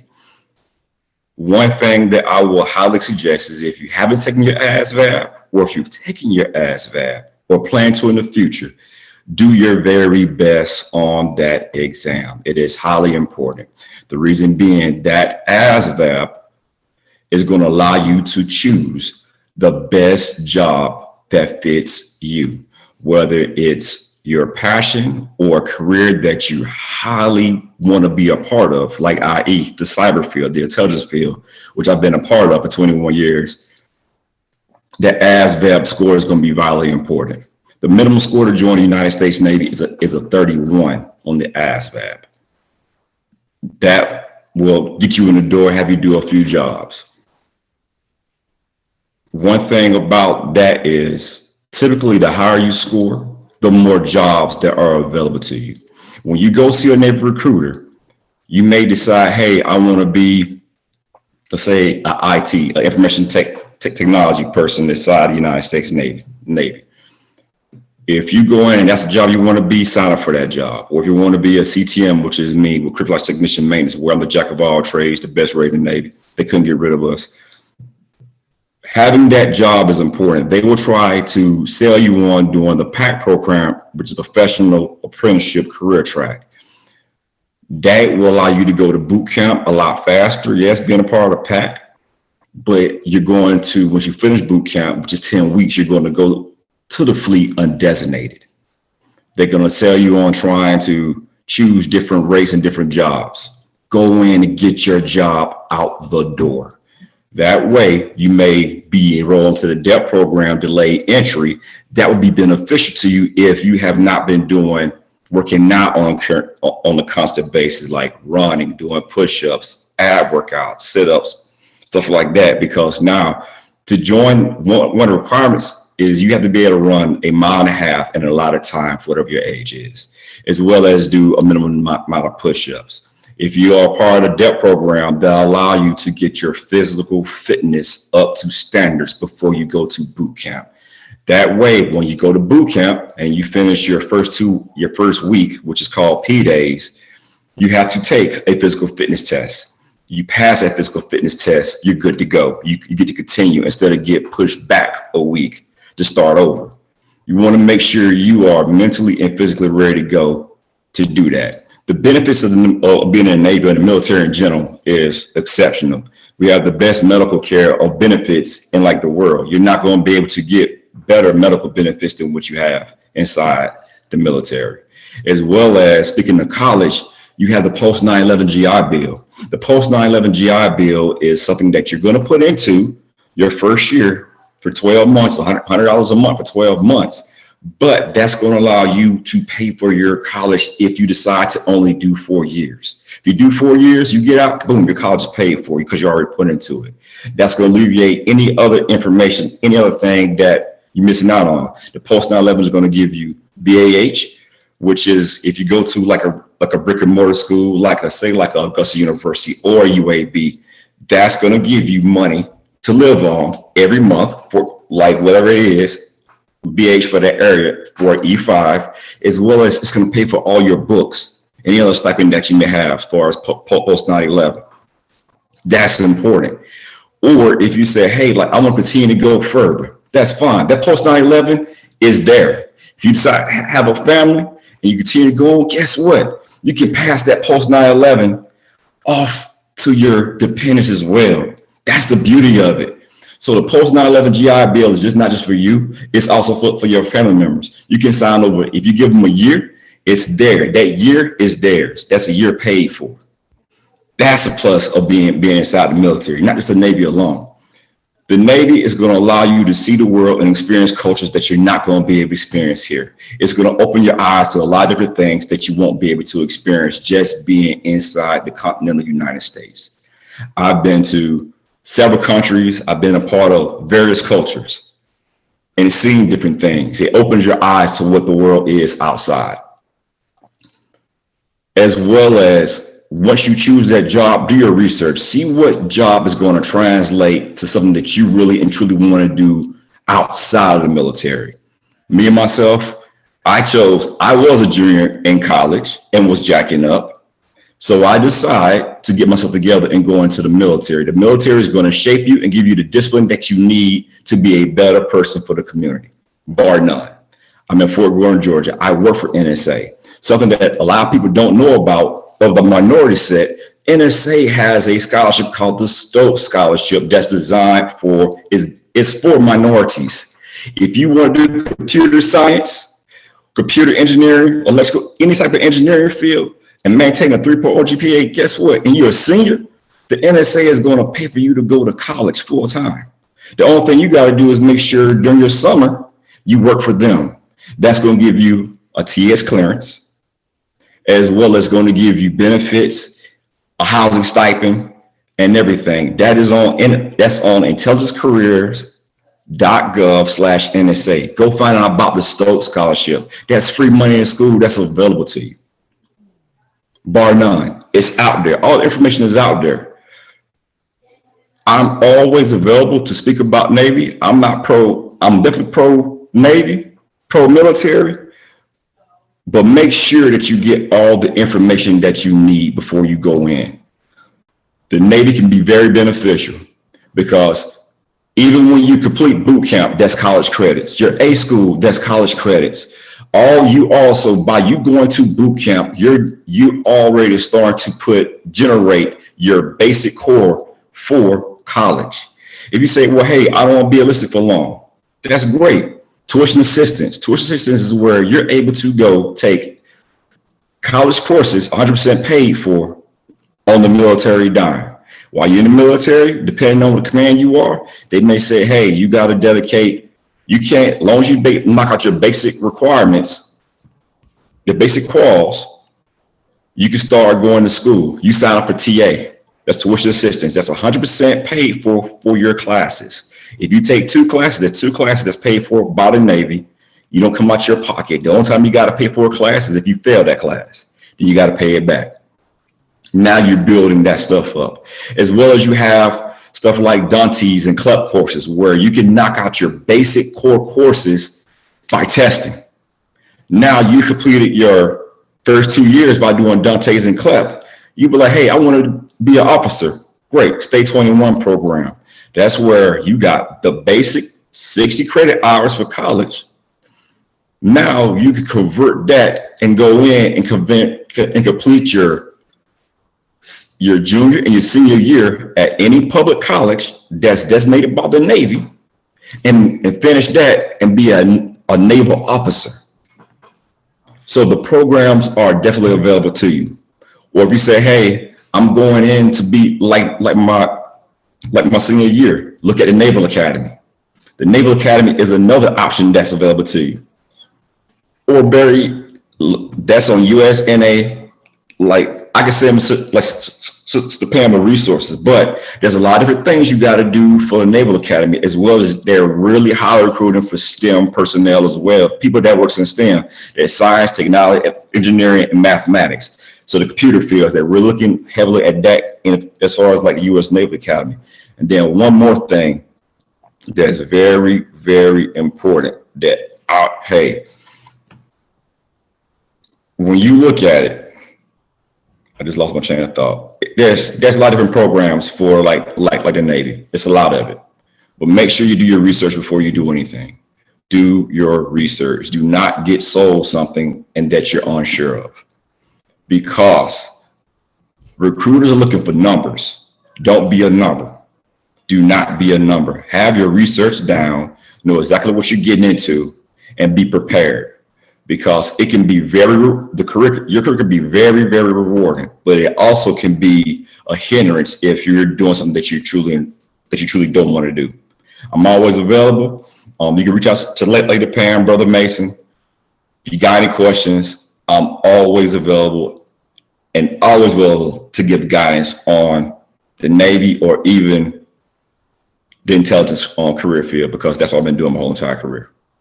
Yeah, no, this is good, Maurice. Listen, is there, because I was, just kind of thinking about who all may be watching, is there an age requirement? So can I be 30? Yes, you can be 30. You can be 30 and yes, you can be 30. You can be 30. Like, I believe the age requirement for us is up to 34. They may have changed it, but still, the age requirement is definitely there. There's an age requirement even for the different officer fields. So if whatever you want to do, let's let Pam know. I can give them the research. I can give them the information. I'm always readily available, but there is an age requirement. Okay. But definitely, so start looking at all the things that's available to you. Man, this is good. I think I should have went in the Navy when I was to be I mean, all those benefits you talked about. Oh yeah, listen, if someone's in ROTC, junior ROTC in high school, if they're in it, make sure they get a document from the high school that said they attended ROTC. The reason being is you have that letter, you go into boot camp as a seaman, a E3, vice, a E1 or E2. So if you are a part of junior ROTC, I don't care if it's Air Force, Army, or Navy, if you're a part of an ROTC program, that's counts, that's credit. Guess what? Now you coming into boot camp as an E3, vice, trying to work extremely hard to get that nod by your RDC in boot camp to be like an E2. You're already E3, so therefore you're already, as soon as you're already there, your next step to be a third class petty officer. So when you finish your A school and go to wherever you're going, guess what? You test for the next pay grade, you pick up third class. Wow. So yeah, so make sure you have all your T's crossed and your I's dotted. It is just like that. Wow. Well, let me ask you, I think it's my last question. So you mentioned how you can, be in part of the Navy and also get, be able to pay $100 a month or whatever. But anyway, you can start going to school. Do I have to be in the service for a certain length of time before? Because some of us gonna try. 4 years. 4 years. 4 years. All right, 4 years. All right. The minimum requirement for us is 4 years. Okay. Yeah. 4 years. But see, here's the tricky part though. If they choose one of those fields that's classified as an advanced electronics field, that's a 6-year term. Ah. And the reason why it's 6 years is it's automatic advancement to the next pay grade. So if you're E3 and you're in advanced electronics, then you're automatic push to E4. Oh, gotcha. So it all depends. Okay, man, Maurice, this was good. You did a great job. I know you're not a recruiter, but and I think I'm just kind of sharing. So Paul Maurice Hicks, it's fine. This is Godson, and so we've been knowing him for years. And I was reaching out to him about a recruiter, and I said, "Shoot, you can do it," And so no, this was great. You gave our viewers a lot of things to think about, especially when it comes to taking that ASVAB test. Doing your best on it. I mean, I didn't think about that because then it kind of that's good. And that way, I guess when you come in, you don't have to come in, I guess, at the bottom of the totem pole. Exactly.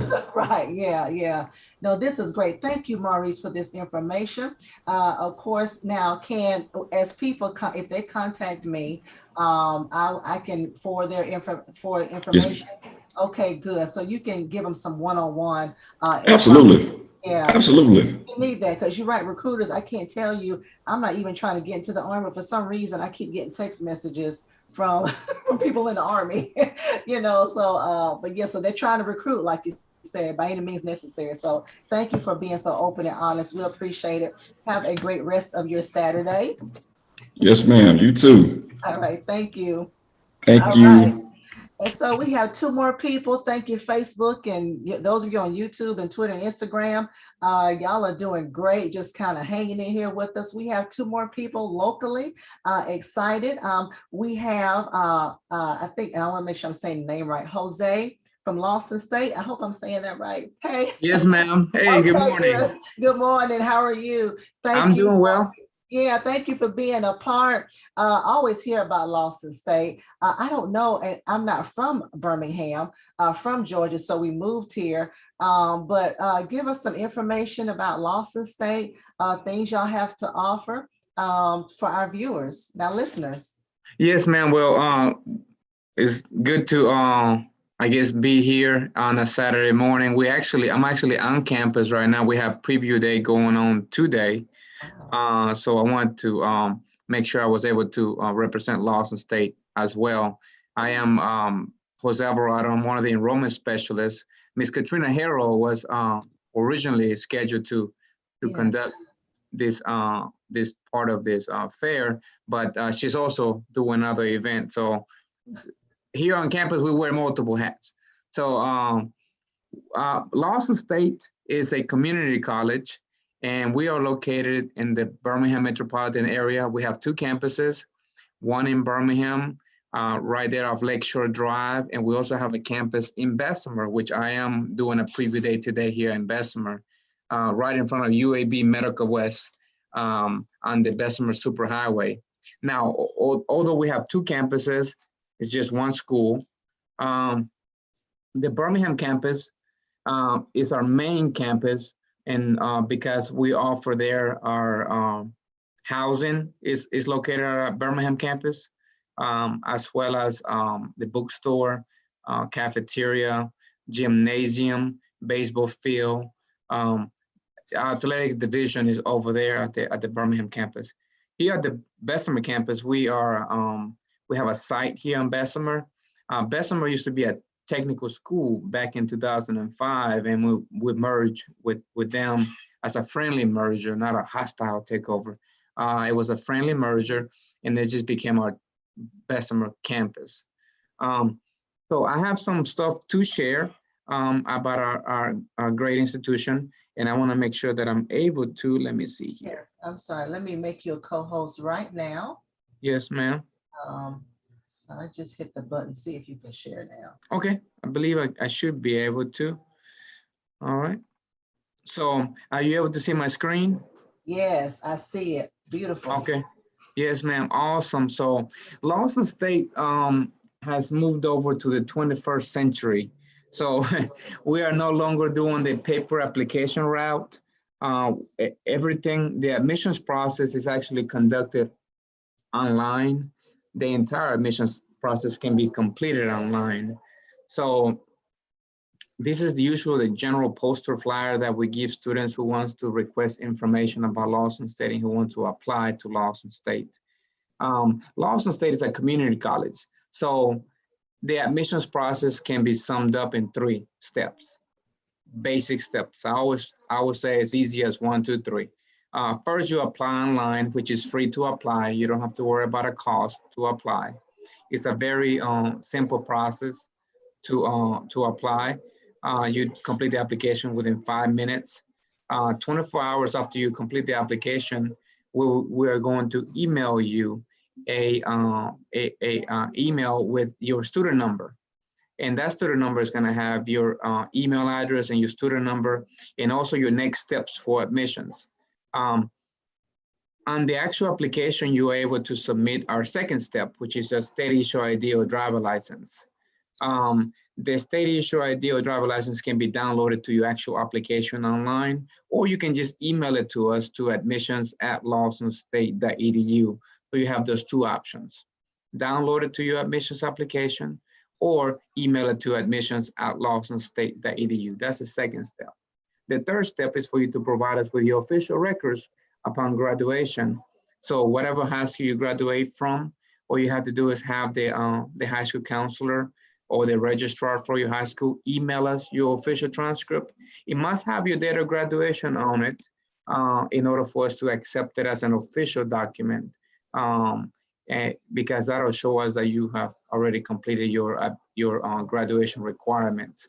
Now, one good thing about Lawson State is that we do not have an ACT requirement or GPA requirement to be admitted. So Lawson State is basically an open door policy as far as admissions to the college. Again, as easy as 1, 2, 3. Apply online, have an ID, and send us your transcript. You know, so we want to make sure that we're an option for you. You will always have an option with us as long as you graduate from school. And even after that, if you decide to earn a GED or, you know, or a high school equivalent through some of the other partnerships that we have with the Birmingham City School System, then you are able to be admitted to Lawson State. Now, with that being said, I want to move over to a very important part of the college, which is the scholarship version of it. A lot of parents like to hear about this. Some students do, but a lot of parents like to hear about the scholarship options that we have for Lawson State. So merit-based scholarships start off at a 3.0 GPA. So I always tell the students, the higher the GPA is, the more money we're going to be able to offer you as far as, you know, the scholarship options. So the academic merit-based start off at a 3.0 GPA. So 3.0 to 3.49 will cover half of your tuition and fees, 50% off. 3.5 to 3.749 will offer 75% of your tuition and fees. So you only have to worry about 25% of your tuition and fees. And then 3.75 to a 4.0, that's gonna give you opportunity to not have to worry about tuition and fees. So we'll cover 100% of your tuition and fees here at Lawson State. Those merit-based scholarships are just that, merit-based. You don't have to do anything for them. All you have to do is keep your GPA at that standard to be able to take advantage of those scholarships. You do have to be a full-time student, so 12 credit hours is the minimum you have to take to be able to qualify for those scholarships. And the application for the scholarship can be completed online. And I'm going to take you to that link briefly. We do have also a Cougar Capstone Scholarship. The Cougar Capstone Scholarship covers the books, tuition, and fees. No online fees are included. With this scholarship, you must be an ambassador for the school as well. But this is a great scholarship the students can take advantage of. The students who qualify to be to have the Cougar Stone Scholarship are the salutatorian and valedictorian of their class, or the ones that are ranked number 1 and number 2 of their graduating class. So keep that in mind. In addition to that, I know that, you know, we have a lot of church organizations, and we partner with some of them, and we have the Ipop Scholarship, the Interfaith Partnership Outreach Program Scholarship. And that one started off with a 2.75 GPA. For one term. We would like for them to have a 3.0 GPA to apply for the scholarship. And that one covers anywhere between 50% to 100% of tuition and fees based on their federal Pell Grant eligibility. Now, I do want to mention this, and I hope I'm not too wordy, that's the word, yeah. You do have to apply for financial aid for all of our scholarships. So the financial aid application, it is part of the requirement to apply along with the GPA requirement. All right, just want to make sure you cover that. In addition to that, we do have some great scholarships for students who want to major in some of the career technical fields. A 2.25 GPA is the minimum requirement, which that is a very obtainable GPA to receive a scholarship. And this is for some of the career technical programs that we offer. Some of the examples is the welding program, the Automotive School of Excellence, which we have the largest automotive school of excellence in the Southeast. We cover Toyota, GM, Ford, General Mechanics, diesel mechanics, Mercedes, auto body, and so on. So we have the largest school of automotive excellence in the Southeast. So we are able to train students who want to come to Lawson State to be able to go to the workforce, but not go just to the workforce, but be ready and be able to, you know, like basically tell the employees, you know, what they want when they come into the to those particular fields. And with the way that the workforce is right now, believe me, the employers are more than willing to work with you as far as, you know, getting you there so you can work on their vehicles. All right. So in addition to those scholarships, again, we have the Ambassador Scholarship. That's a 3.0 GPA or higher. The ambassadors will represent Lawson State in official functions. Also, we have a music scholarship, performing arts scholarship, jazz band scholarship, dance, cheerleading. So if you have any dancers out there, any cheerleaders, we'd love to have you. We are looking for you. Okay, so let me move on to the next one. So this is usually what the email will include is the admissions checklist. It tells you how to complete what to do as far as completing the application for admissions, financial aid, testing.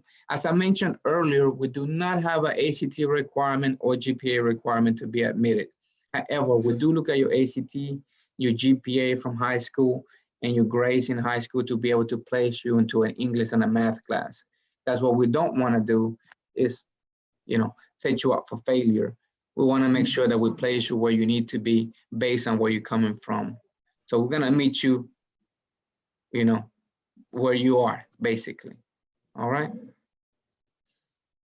Let me see here. I wanted to share something else with y'all. We do have a great dual enrollment program here at the school. So dual enrollment is a great option for students to get a head start on their college career. I know that some schools maybe already spoke about that, but dual enrollment is a program that is very beneficial for students who are in high school. One thing I would like to point out for those of you who are listening and thinking about doing a dual enrollment program, dual enrollment is serious. Yeah, you are a college student, along with being a high school student. From my experience with some of the students, they might forget that they have a college class. They might not care that they have a college class sometimes. I know I forgot that I had a college class when I was in college, you know, and I was already a student in college. So I was like, thank God the teacher let me make up the work. But it can happen, you know, to anybody. But you got to take it serious because your academic record is going to be there for you wherever you go, because you are actual college student. You are telling us that you're ready to move on to college while you're in high school. So please, for my dual enrollment students, it is great. And there's grant money available. You know, there's system money available through the Birmingham school system and other school systems that will offer money for you to take advantage of those dual enrollment classes. We have grant money. I think last year we had $350,000 in grant money to help students go into some of the dual enrollment classes in the career technical fields. So there's money available to help you with the classes, but we do want you to take it seriously, you know, because we want to set you up for success, not failure. So that's my pet peeve, you know, take it serious. Hey, Jose, let me ask you about the dual enrollment because you brought up a point. So what if I'm in high school and I don't do well on that college class? Will that count as a strike against me when I actually start attending? So with college, you have the options of, you know, withdrawing from school. Mm-hmm. So we do have a dropping out a week. So if school starts on August the 18th, you have an entire week after school starts to test the classes out, see if you're ready for them, see what kind of pace the professors are going to set for you. You make a decision before the drop date to drop the class, and you clear, you know, because you are able to drop the class. And then after the dropping out period, you have the withdrawal period for that class. And there will be a W on your transcript. So you will have a chance to withdraw from the class. Now with dual enrollment, it's probably, they probably put you on suspension for the next semester if you withdraw from the class, because we'll know that you're not ready, you need more time. So, but they do have a withdrawal period for those classes in dual enrollment. Okay. I don't know what the penalties are as far as, monetary penalties that they might be. They might need their book back if you have a book, because they do provide the books. But Mr. Hollins, and I put his information down right here. Mr. Joseph Hollins is actually our enrollment specialist, who is the liaison for the dual enrollment program. So his name is Joe Hollins. His email is jhollins@lawsonstate.edu. His phone number is 205-929-3412. And you all can kind of reach out to him and reach out to me too as well if you need me, because we all work together to try to help students. But Mr. Hollins is the liaison for that particular program. I would like to introduce you all to can you guys see my presentation still? Yes. Okay. I'd like to introduce you. This is us right here. This is Miss Katrina Harrell. She's the one that was supposed to be presenting, but she's not. But this is her information. Again, Mr. Hollins, and this is me right here. My email is jalvarado@lawsonstate.edu. Oh, hey, Jose, I'm sorry. I still see Joe Hollins. I don't see your information or Katrina. I wasn't sure if you were on another. Oh, no, I didn't know that. Let me. Yeah, we're looking at your dual enrollment page still. Yeah. Okay, let me see if I can share again. Yes, that's it. That's it. You want to see? Okay. All right. Okay. Awesome. All right. So as I mentioned, I'm gonna kind of briefly go through this slideshow. 2 campuses, 1 school, Birmingham Bessemer Campus. This is a little bit of an aerial view of it. We have admission services, and most of these services are done online now, just FYI. So your student records are completely online on your My Lawson account. Your admission, you can access your admissions records. You can request your online books. We do have the Space Center that I would like to mention. As I mentioned, and you can see a theme with us. We want you to succeed. So we have a Space Center that's offering tutoring labs for you, that have tutors on site to help you, because again, we want you to succeed. I don't know if you get the theme on that. Yeah. Okay. So this is some of the reasons why we choose Lawson State: quality education, affordable cost. A lot of the presenters that presented today, some of them were 4-year colleges. One thing you will see, the difference between a 2-year college and a 4-year college is the cost of tuition and fees, and simply because it is a community college.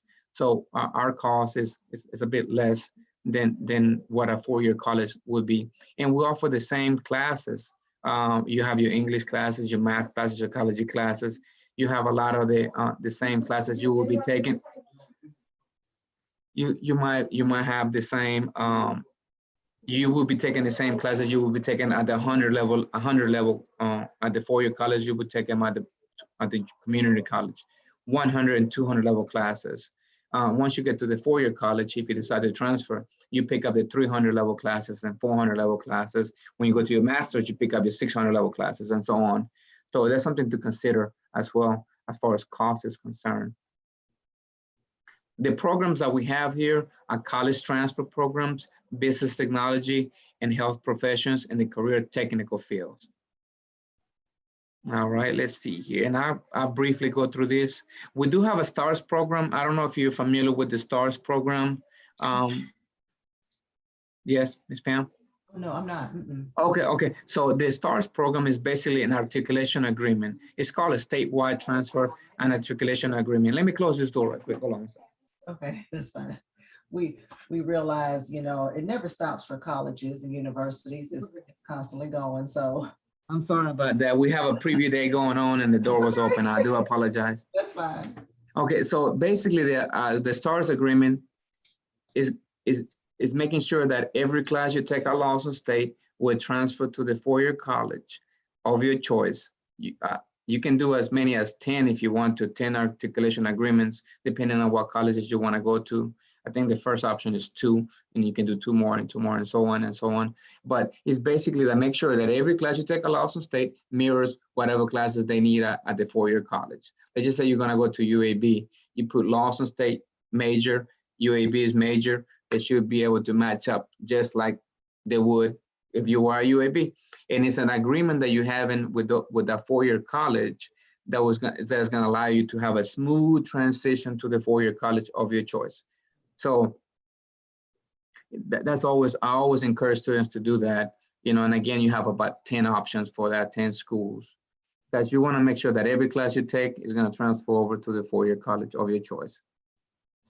All right, let me see here. Health professions. Now we are, if you did not know, we are one of the top, and we've been ranked 1, 2, and 3 top nursing programs in the state of Alabama.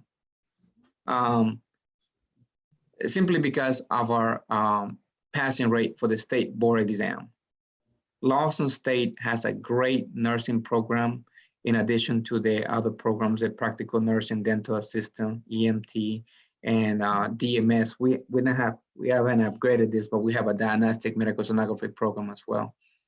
So our nurses are well equipped to be anywhere in the country and in the world once they complete our program. Now it is a very hard program to complete, but you know, you do want to make sure, we do want to make sure that every nurse that come out of our program is well prepared to take the NCLEX and be able to pass it and be able to practice nursing. Because the last thing you want to do is just go to school and get a degree in nursing and not be able to practice nursing. It's like going to law school and not be able to pass the bar. So our goal and our focus, you know, as hard as it may sound, is to make sure that you pass the NCLEX. You know, because that's your goal, is to be able to practice nursing, right? So I want to make sure I share that with you all. We have an automotive, again, I mentioned the Automotive School of Excellence earlier. These are some of the programs that we have. Again, as I mentioned, auto body, auto mechanics, diesel mechanics, Toyota, and so on. Let me see. Some of the career services field, we have a barbering, cosmetology, and some of the manufacturing. We have a lot of manufacturing programs as well. As I mentioned earlier, we do have housing. It is co-ed for males and females. So we have 3 different sites. We have the White House, which is the house that's white. We have Residence Hall 1 and Residence Hall 2. So we have 3 sites for you. The White House is strictly males. Residence Hall 1 and Residence Hall 2 is co-ed for males and females. And the cost of that is $2,300 for the fall and the spring, and $1,190 for the summer. But that includes your housing and your room and board. I mean, that includes your room and board, includes your 3 meals a day and 1 meal on the weekend. You have a brunch on the weekend, yes. So, but you have a microwave. You're allowed to bring a microwave just in case you want to heat up something from mama's house. The athletic department, we have men's and women's basketball, volleyball, and baseball. And the cheer and dance squad as part of our athletic division as well. If you want to become Miss Lawson State, you can be Miss Lawson State here with us as well. So we have a pageant. To be honest with you, we haven't had a pageant in 2 years because of COVID, but the pageants are so good because it gives the participants a chance to, you know, have fun, you know, and it's a very prestigious, you know, thing to be able to be Miss Lawson State. We have never had a Mr. Lawson State, but you know, it's worth a try, I would say. All right, so this is some of the admissions application requirements. As I mentioned, I already mentioned them. Step 1, 2, 3, apply online, ID, and transcript. No ACT requirement, no GPA requirement. All right, so let me see here, financial aid. And this is the last thing, and I'm gonna transition from this page to the scholarship portion of it. With financial aid, we wanna make sure that every student applies for financial aid. because it is money that is available for students to go to school for free. The Pell Grant, you don't have to pay back as long as you go to class. You kind of need to go to class. That's the only catch that they have, is that you go to class. They figure if you go to class, you might pass the class. So, go to class. With the Pell Grant, you're able to apply for the for 1 year. Whatever you qualify for can be added to your account. And as I mentioned earlier, with a community college, the cost of tuition and fees is about $1,900 for a full-time student. If you qualify for your Pell Grant, you have about $3,200 that's available for you for the year, for the semester. So you're able to use $3,200 to pay that bill of $1,900, and you still have a surplus left, as far as, buying books. You can use that money to buy books or for housing. Now, one thing I want to mention with that is that we have the CARES Act. And I don't know if you have heard of the CARES Act, Ms. Pam. Yes, ma'am. That CARES Act is for students who are in college. And that's money that's funded through the federal government as well, through the Biden administration, for students, to the current president's office, for the students to be able to have additional money besides the Pell Grant. And for that money, you don't have to do anything. All you have to do is be a student. Everybody qualifies for it. It ranges from $500 to $1,000 to $1,500 to $2,000 to $2,500 a semester, in addition to whatever financial aid you have, whatever scholarships you have. So that's just money that the government, the federal government right now, the Biden administration, is giving y'all, the students, to be able to have, during this time, during this time that we going through with the pandemic. I don't know how long that money will last, but it's there. Right now it's there. I can tell you that. All right. So this is, ma'am. No, I would say my daughter got some CARES Act money, so we know about CARES Act. Yes, man. I have one student who called me. He said, "Hey, Jose, Austin State sent me a $2,000 check. Do you know if they made a mistake?" I said, "I don't know. Let me check your account." Right. It wasn't a mistake. It was a CARES Act money money that was sent to her. Her mama said, "Don't spend that money." Till you know for sure. Right? Until you know for sure.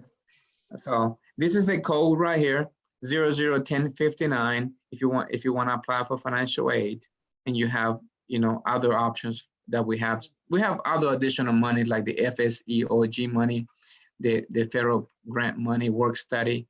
And from here, I want to make sure I transition to our scholarships, because I want to show you guys how easy it is to apply for the scholarship. Stop sharing. I'm going to share my scholarship page right here. I don't know how to do that. I don't know what happened, but well, I'm gonna say something. We have this error right here. How do you share the website? You already had it. Yeah. There you go. Oh, you already shared it. This is the crew right here, y'all. This is the enrollment services crew. Hi. All right, y'all. Thank y'all for joining us. Hey, Welcome. I'm gonna talk a little bit. What I really like is that kids can go to school for less money, and a lot of colleges, universities may have those stipulations of GPAs, and smart kids just need I just need a break. I need a chance to kind of prove myself, get my stuff together. And I like how the community college, how Austin State is able to provide that. Go to school for less money. If I need to attend for 2 years, I can easily transition into a university college. So that's awesome. Yes, ma'am, it is. Again, we just want to be an option for the students, to be honest with you. We want to make sure that we are an option that they can take. Are you able to see my screen right here? Yes, scholarship screen, yes. Yes, ma'am. So basically, all you have to do is go to lawsonstate.edu to apply for the scholarships, go under financial aid, types of scholarships, and scholarships right here. And you can just, it tells you the steps for it, but this is, you click on this little link that says LSCC scholarships. Mhm. And it's gonna take it to the page. Now you can download your essay. You can apply for all the scholarships if you want. You know, I would. And it asks you for your information. They're just basic information. There's an essay that's involved with it. It's 250 to 500 word essay. You can download it there. You can download your letters of recommendation there as well. And it's a two-step process now for this. So once you complete this part of it and download all the documents, then you can just send it to your counselor, and your counselor, you know, is going to have an option to put the counselor's information on there so they can sign it electronically. So you don't even have to see your counselor. They can just get it in an email format and they'll sign it, and it'll bounce back to the financial aid office. But if you don't have the essay ready or the letters of recommendation ready, you can still do the application. You just have to email the paperwork to scholarships@lawsonstate.edu. And that's it for that. we wanna encourage everybody. Did I stop sharing already? Yes. Okay, we want to encourage everybody to apply. I'm sorry for taking so long. It's a lot of information to cover. But I want to welcome everybody who want to come and visit Lawson State. We do have campus tours. Now, we don't do tours like UAB does. They do it a lot. We only have tours on Thursdays at 10 o'clock in the morning. And all you have to do is go to our website and click on Discover Lawson State. And it'll take you to the tour page. Let me go and do that right now. Okay. Well, maybe not. Well, let me see. I'll do that. All you gotta do is go to the Lawson State homepage, lawsonstate.edu. Can you see my page? Yes. Okay. And you go to Discover LLCC. And then that's our president, Dr. Cynthia Anthony. She's our first female president of Lawson State since 1950. So, she was here today for a brief minute. You know, I make sure I told her, hey, because I wanted to make sure she knows I was at work today, so I can give me a day off. So all you gotta do is come right here and request a tour. Again, as I mentioned earlier, we have two campuses. So all you do is request a tour for the Birmingham or the Bessemer campus. The tours are Thursdays at 10 o'clock in the morning, and they have to be scheduled and confirmed. And the reason why we only have one day is because it's a limited staff that we have, and we have multiple events that go on throughout the week. But we do want to make sure that we still have a certain date and time assigned for those tours, so students are able to take advantage of seeing the campus if they would like to. And I will leave you all with that. Yes, awesome. This is great. I think one advantage that Lawson State offers that I hadn't seen with the other colleges or universities, or maybe they do, but it was so much information, is you also offer the service degree. So those who want to go into barbering, cosmetology, I think catering and food prep was one of them you had. That's awesome. I think that's awesome. It is a lot of money. It is a lot of money for that too. For those particular majors that you mentioned with a 2.25 GPA, y'all can receive a scholarship for that. In addition to the CARES Act money, in addition to the scholarship, to the financial aid grant that you have. So, you know, we need y'all. If you're thinking about doing a program like that, and we have the best facilities, all you gotta do is come check us out, and you'll fall in love with them. I go there on Wednesdays because they cook in the culinary arts department. I know exactly how it looks because I eat there too. Because you go by there. And I want to tell this to y'all too. Bye, guys. Oh, bye. Thank you. Thank you, Ms. Sam. I love it. I love it. Thank you so much, Jose. When we do this again, we're going to invite you back. Yes, ma'am. Thank you. Thank you so much. Thank you. My pleasure. Well, everyone, we have one more person that's going to represent here on our BBC Virtual College tour on today. And he is Jake, not from State Farm, but he is Jake from Jeff State. And so he's going to be our last presenter for today. It was so hard to schedule everybody at the right time, but I'm glad everybody could hang in there and just kind of take a back seat while everybody else was presenting. So a good shout out and thank you to all of our presenters today. But I have to you now, Jake from Jeff State, and he's going to tell us about Jefferson State College. Hello, how are you? I am doing well. Thank you so much. I've got my presentation all going, so let's hit this. So first off, so glad to be here this morning. I apologize for my voice. I am sick this morning, but that's the advantage of virtual fairs like this is we can come and participate even when we are sick and can't go out. So grateful for the opportunity. So I have a little presentation here, just some basic information about why students should select Jeff State. So Jeff State has been serving people in the Birmingham community for over 50 years. We started in 1965, so we're at 57 years now. We have 4 different locations throughout the Birmingham metro area. 2 of them are technically in the city of Birmingham, but one in North Birmingham near Centerpoint Pinson, one down in Shelby County off Valleydale Road, and then ones in both Pell City and Clanton. One of the primary reasons that students select Jefferson State is that we are incredibly affordable. The average or the cost for 12 credit hours a full-time student is under $2,000 for tuition and fees.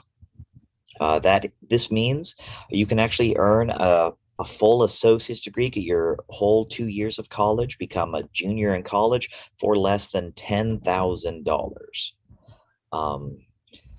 If you look at the tuition and fees of most of the institutions that have presented today, Jeff State and Lawson State have the same tuition, and we are less to get an entire degree than most of the other schools are for a year. When you also consider that as community colleges, we do not require students to live on campus, we do not require them to have a meal plan. It is, on average, in the state of Alabama, cheaper to earn your degree from a community college like Jeff State or Lawson State than to attend a single semester at a university. Like with Lawson, our acceptance process is very simple. The only thing you have to do to apply or to be accepted is apply. We are an open enrollment institution. We do not consider grades. We do not consider test scores for acceptance. And we're not just talking about going test optional for the pandemic like many other institutions are. No, we've been test optional from our entire existence. Every student who applies and can show evidence of graduating high school or completing a GED is accepted in the Alabama Community College system. We don't even need your transcript until after you've graduated because we don't use your transcripts for acceptance purposes. If you have previously attended college, we will need your transcripts from those prior colleges just to ensure that that transition process goes smoothly. So all we use grades and ACT scores for at Jeff State is for placement into English and math classes and for scholarships. We also wanted to give this brief little comparison of our enrollment and our size compared to our partner schools here in the Birmingham area. Jefferson State is the largest community college in Alabama. We are the 5th largest undergraduate institution in the state. And you can see here how we stack up in comparison to the other institutions in our area in terms of undergraduate students.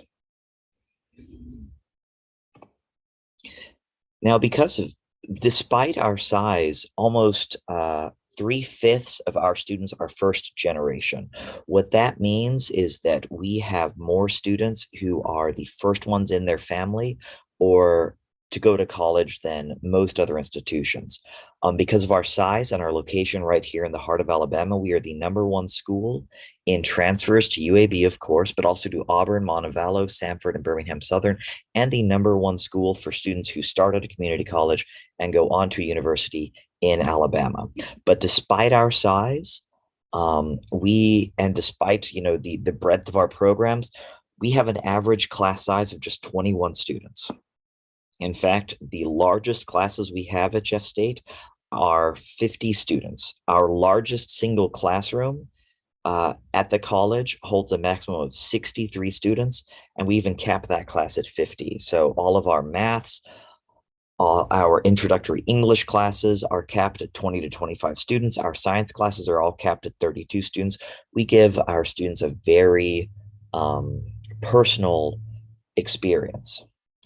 I know this is very important for me. The school I attended was a very large flagship institution. You know, I went to a biology class freshman year that had 900 students in it. We don't do that. Our biology classes are 32 students at the most. So we do try to make sure we give a personal attention. I'll go into a little bit more detail in a bit about what this means for our students. Our students are primarily going on to a university afterwards. We have about a quarter of our students are either transient or dual enrollment. Jose talked a lot about dual enrollment, so I won't go into details about what that is, but transient students are those who are currently at another college and are taking a semester with us. So about a quarter of our students are at other institutions, but also taking classes with Jeff State. Then another big chunk are those in our transfer programs, the ones designed to take you on to a university. And then our next biggest chunk is our allied health program. And then we have our other programs here. So our allied health programs are our largest single school, basically. Nursing is our largest single program. We actually graduate more RNs than any other institution in the state of Alabama. But in addition to our nursing program, we have our radiologic technician, that's an X-ray technician program, our medical lab and histology program, our physical therapy assistant program, our emergency medical technician program, which is the paramedic program, and a respiratory therapy program. We also have a biomedical equipment technician program as well, where it's not a patient care focused program, but it's a equipment focused program. So we train the people who work in all the hospitals in the Birmingham area to fix the X-ray machines and the ventilators and all that other equipment. Now, this is a really interesting thing. So this is a comparison of the percentage of students who are first generation at Jeff State compared to the other colleges in Alabama that students may have heard of. So we really understand what it's like to be a new student, to come from a family where others haven't gone to college. Our current president, Dr. Keith Brown, was a first generation college student. My administrator, our vice president, Dr. Mike Hobbs, was not just a first generation college student, he was a first generation high school graduate. Both of them were alumni, attended Jeff State straight out of high school, and then went on to do great things in their careers, and then came back to Jeff State. Our prior president, Dr. Judy Merritt, the first female president of a college in Alabama, who was also president for 35 years, the longest tenure of a female college president in Alabama, was a first generation and went on to actually started working at Jeff State when we opened in 1965 and worked her way up. Like with our fellows in the community college system, we do have guaranteed transfer classes. We have almost 120 different academic majors students can choose from, because we send students to pretty much every four-year school in Alabama. We have almost every major that is offered at every school in Alabama. And through the statewide transfer and articulation system, students are guaranteed that the classes they take at Jeff State are the classes those four-year schools are asking for, so that their credits will be able to transfer on a one-to-one basis. And if they graduate from Jeff State, they will be starting as a junior at their university, and they won't need to go back and take more classes, as long as they follow the guide. We understand that, and we recognize that a lot of times students don't come and talk to the advising staff. They don't pay attention to the classes they're supposed to be taking. They take what they want to take. I appreciate that. I did that when I was in school. It took me a long time to graduate because I was taking the classes I wanted to take, not the classes I needed to graduate and for my path forward. But as long as students do stick to their degree plan, everything they take in an academic major is guaranteed to transfer to every public institution in the state. Now, earlier I talked about how we keep nice small class sizes. This right here is a comparison of the grades that students who start at Jeff State earn in their junior and senior years at the four-year institutions compared to the students who start at the four-year institutions. Sometimes community colleges get a bad rep. You know, people know that we are open enrollment. They know that we don't care so much about the ACT scores and the GPA, so they think that community college students are lower quality. But here you can see at the University of Alabama, UAB and UAH, students who start at Jeff State get better grades when they transfer to the university junior and senior year than the students who started at the universities do. That's a pretty impressive thing. And a big part of that is that we keep those small classes. We prepare our students. We make sure that the students who need that personal attention are getting it. You know, the greatest number of students that one instructor will have is still lower than the number of students that I had in that one single class all those years ago. In addition, though, to those 120-ish academic majors and programs, we also have quite a few career programs. So we have, you know, you can get an accounting degree and become a payroll accountant with just a 2-year degree. These banking and finance, all of our allied health. Within many of these programs, there are sub-programs, right? So here we have career programs listed for our CIS, computer information, but within computer information systems, there are another 4 degrees, including cybersecurity that was mentioned before. And many of the big tech companies love hiring people who have done these technical skills-based programs, because you don't need to know all the background and history of computer science in order to be a programmer for Google or Facebook or whatever else. So we have students graduating from several of these career programs, you know, going out and earning $50,000, $60,000 at 21 years old. Wow. There are a lot of great opportunities for students. One that I always like to highlight here is our small business management and our entrepreneurship majors. You know, I minored in business when I was in school. A 4-year business degree prepares you to sit in a cubicle and work for a corporation. A 4-year business degree doesn't prepare most people to go and run their own business or to go and start a business. These here are practical skills-based programs designed to teach you how to run a business or start a business. So that's a much, you know, that's more what we see a lot of students who want to go into business want to do. They don't want to work for a corporation. They want to work for themselves. And that's what this training is for. We also have the only funeral service program. I know the very first gentleman who presented from Oklahoma said if he could go back and do it again, he would do funeral service education because the dead don't talk back. We have the only program for that in Alabama. We also have our manufacturing and our welding technology programs, and through those programs, there are apprenticeships available where you go to school at Jeff State, you work for these companies as well as a few others, and these companies will pay your tuition. They will give you a part-time job while you're in school. They will buy your textbooks, and they will guarantee you a job after you graduate.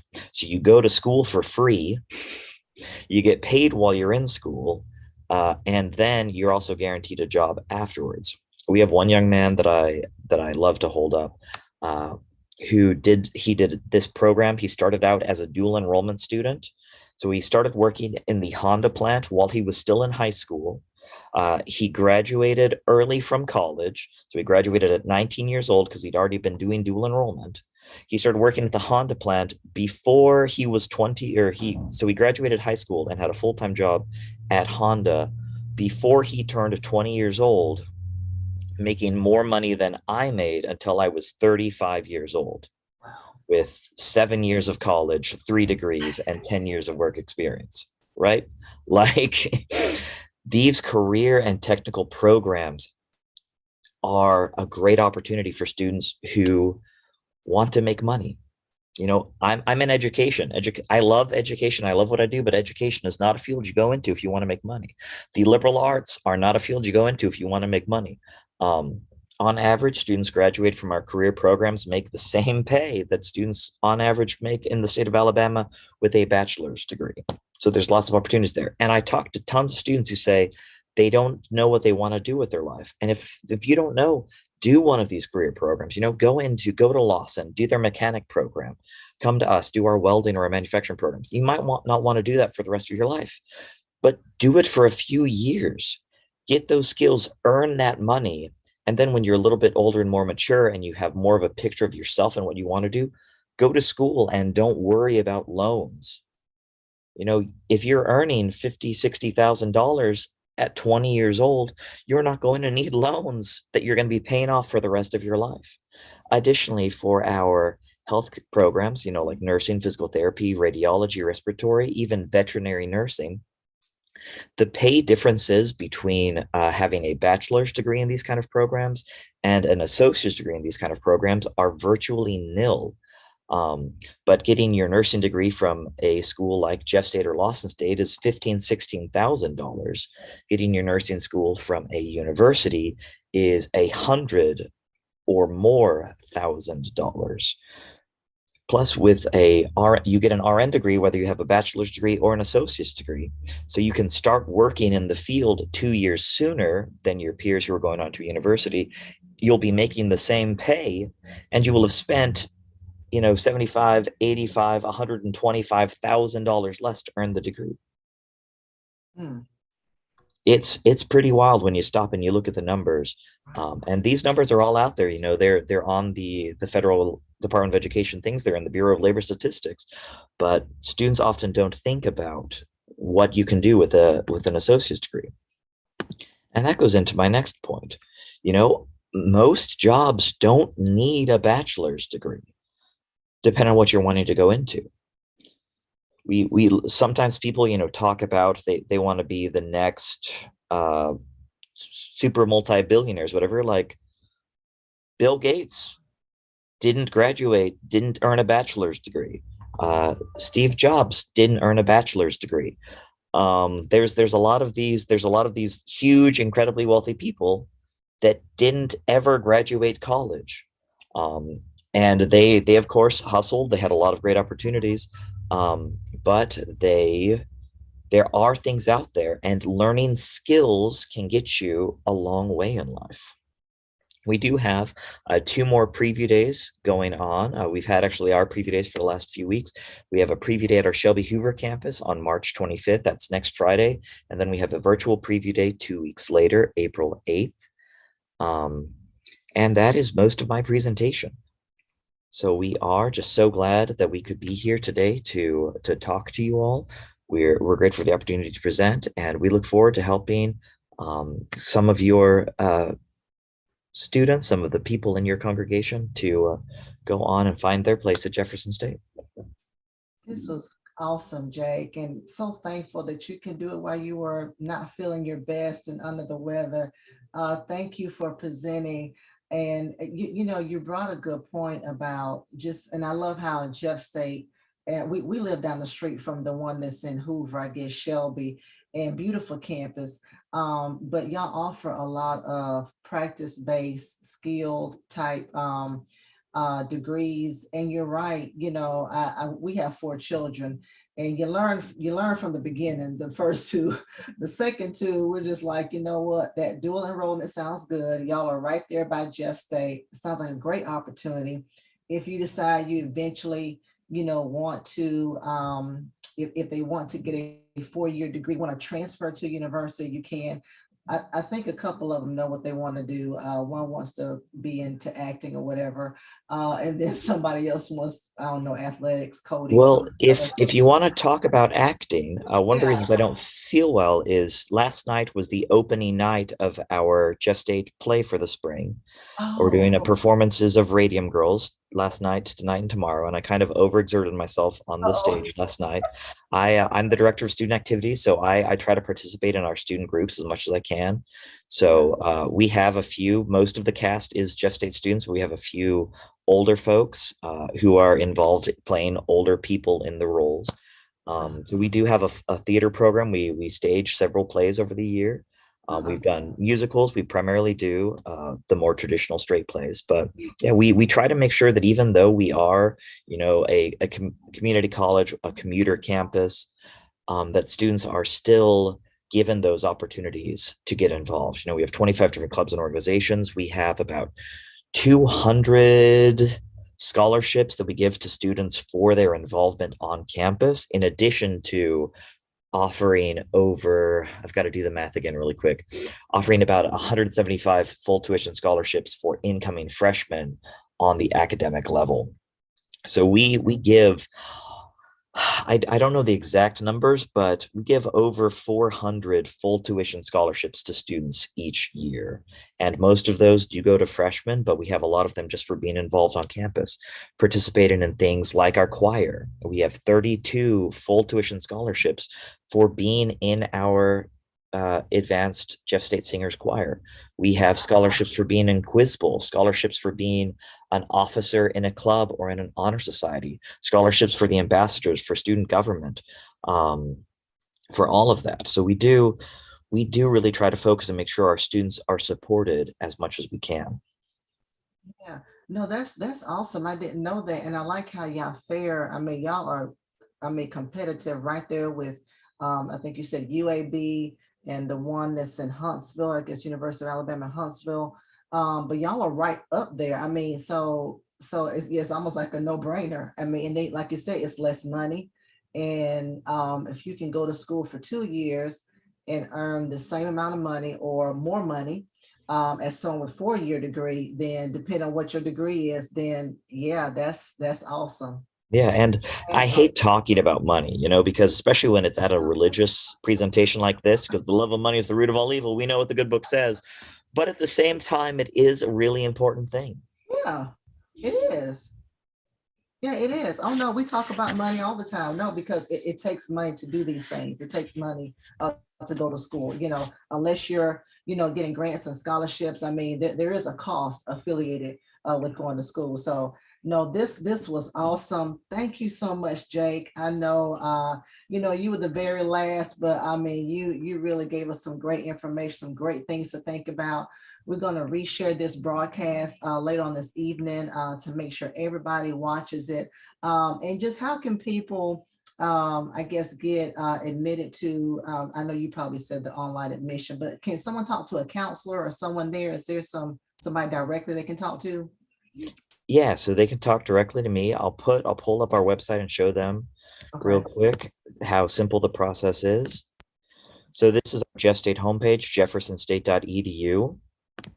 If you want to apply, just click on apply at the top, and the apply button here. And we have just the basic steps. Right here on the side, we have a video that we made with some of our students of how to apply to the college. This was actually our SGA president a few years ago. Our SGA president, one of our ambassador vice presidents, put this video together. So it was made by the students too, to really make it applicable to the students. And it walks them through step by step, every Hi, I'm Kate. every single question you might have. And even with that, with walking through every step, reading everything all aloud, it's still less than 6 minutes for the video. And you're watching them do the application in real time. So it really takes less than 5 minutes for somebody to apply to the school. It takes you through that whole process. My office, I am jcall, JCALL at jeffersonstate.edu. But our email address for the recruiting office in general, to just reach any of us, we try to be really nice and easy to find. We are recruiting at jeffersonstate.edu. And just sending us an email, doing the application. Once you apply, you're added to my list. I actually sent out emails yesterday night to 1,540 incoming freshmen to remind them that our scholarship deadline for the full tuition scholarships is in 2 weeks from now, and also remind them about those preview days. But we actually get, because of our location, our spots, because we recognize not a lot of students look at a community college as their first choice. We understand that students might not be considering us at first. They're looking at the universities. We actually get most of our applications of freshmen from May, June, July, and August. We about double the number of our freshman applicants because they don't normally realize until it comes time for graduation just how expensive a university is. And they weren't considering us until about now in the years. They've applied for scholarships. They might not get the scholarships they wanted at the 4-year. So we do keep our application open. You can apply the day before school starts and start classes the next day. We don't recommend that. Right. You are less likely to be successful in a situation like that. But I do know students who do that. We would not want you to take a full load of classes, but we can help you get 1 or 2 classes in and get you started even that same day. So we are there to help our students, and we understand that the navigation process is difficult. In fact, this last few years, we come to new student orientation. We held 40 different new student orientation sessions for just our fall semester. And we capped all of them. We didn't let more than 75 students into a single new student orientation, so we could really ensure that they had a close personal touch. I know the school I went to, I worked in new student orientation, and we had 8,000 students at orientation for 3 days. Right before school started. We do our orientation right when registration opens, so that students are knowing exactly the classes they need. They know who their advisor is. They know who their faculty are. So they have all those direct points of contact. Well, awesome, Jake. Thank you so much for a very detailed presentation. Thank you so much. Pray you feel better and get the rest you need.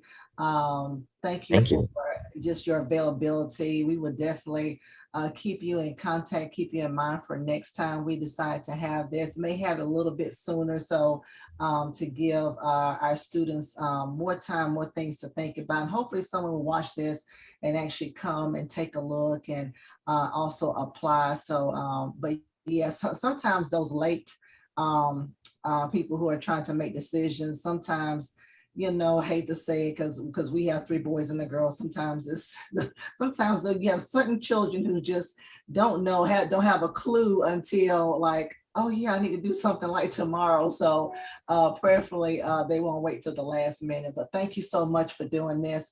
But we're going to go ahead and end. You can log off. Don't see any questions right now in the comment section. So thank you so much, and I pray you get well and feel better.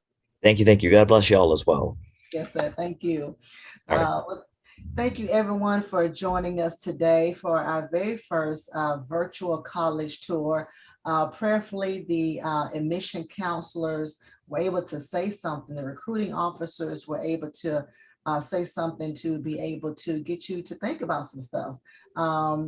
Think about, what are you interested in? What is your number one takeaway that you're trying to get from your institution? Do you know what you want to do? If you don't know what you want to do, it's okay. You can actually go to one of these institutions and kind of figure it out. Also, just how important it is to fill out the FAFSA like yesterday. Go ahead and get that FAFSA fill out. Make sure you're applying for scholarships. Make sure you're knowing those deadlines. And even though this was a virtual tour, please, by all means, go and visit the campus. Go and visit, get a feel for it, walk around the campus.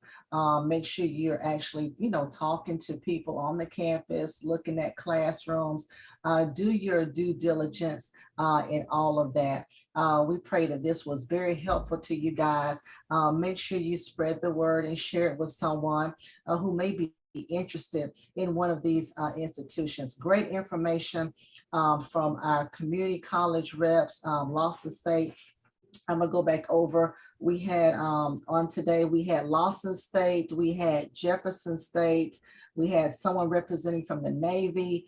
We had University of Central Oklahoma. If you want to travel a little bit, we have a representative from Stanford, University of Alabama in Birmingham. We had Augusta College. We had Southwestern College. So we had just a great plethora, 7 people who really came and just talked about their institution. So thank you so much for that.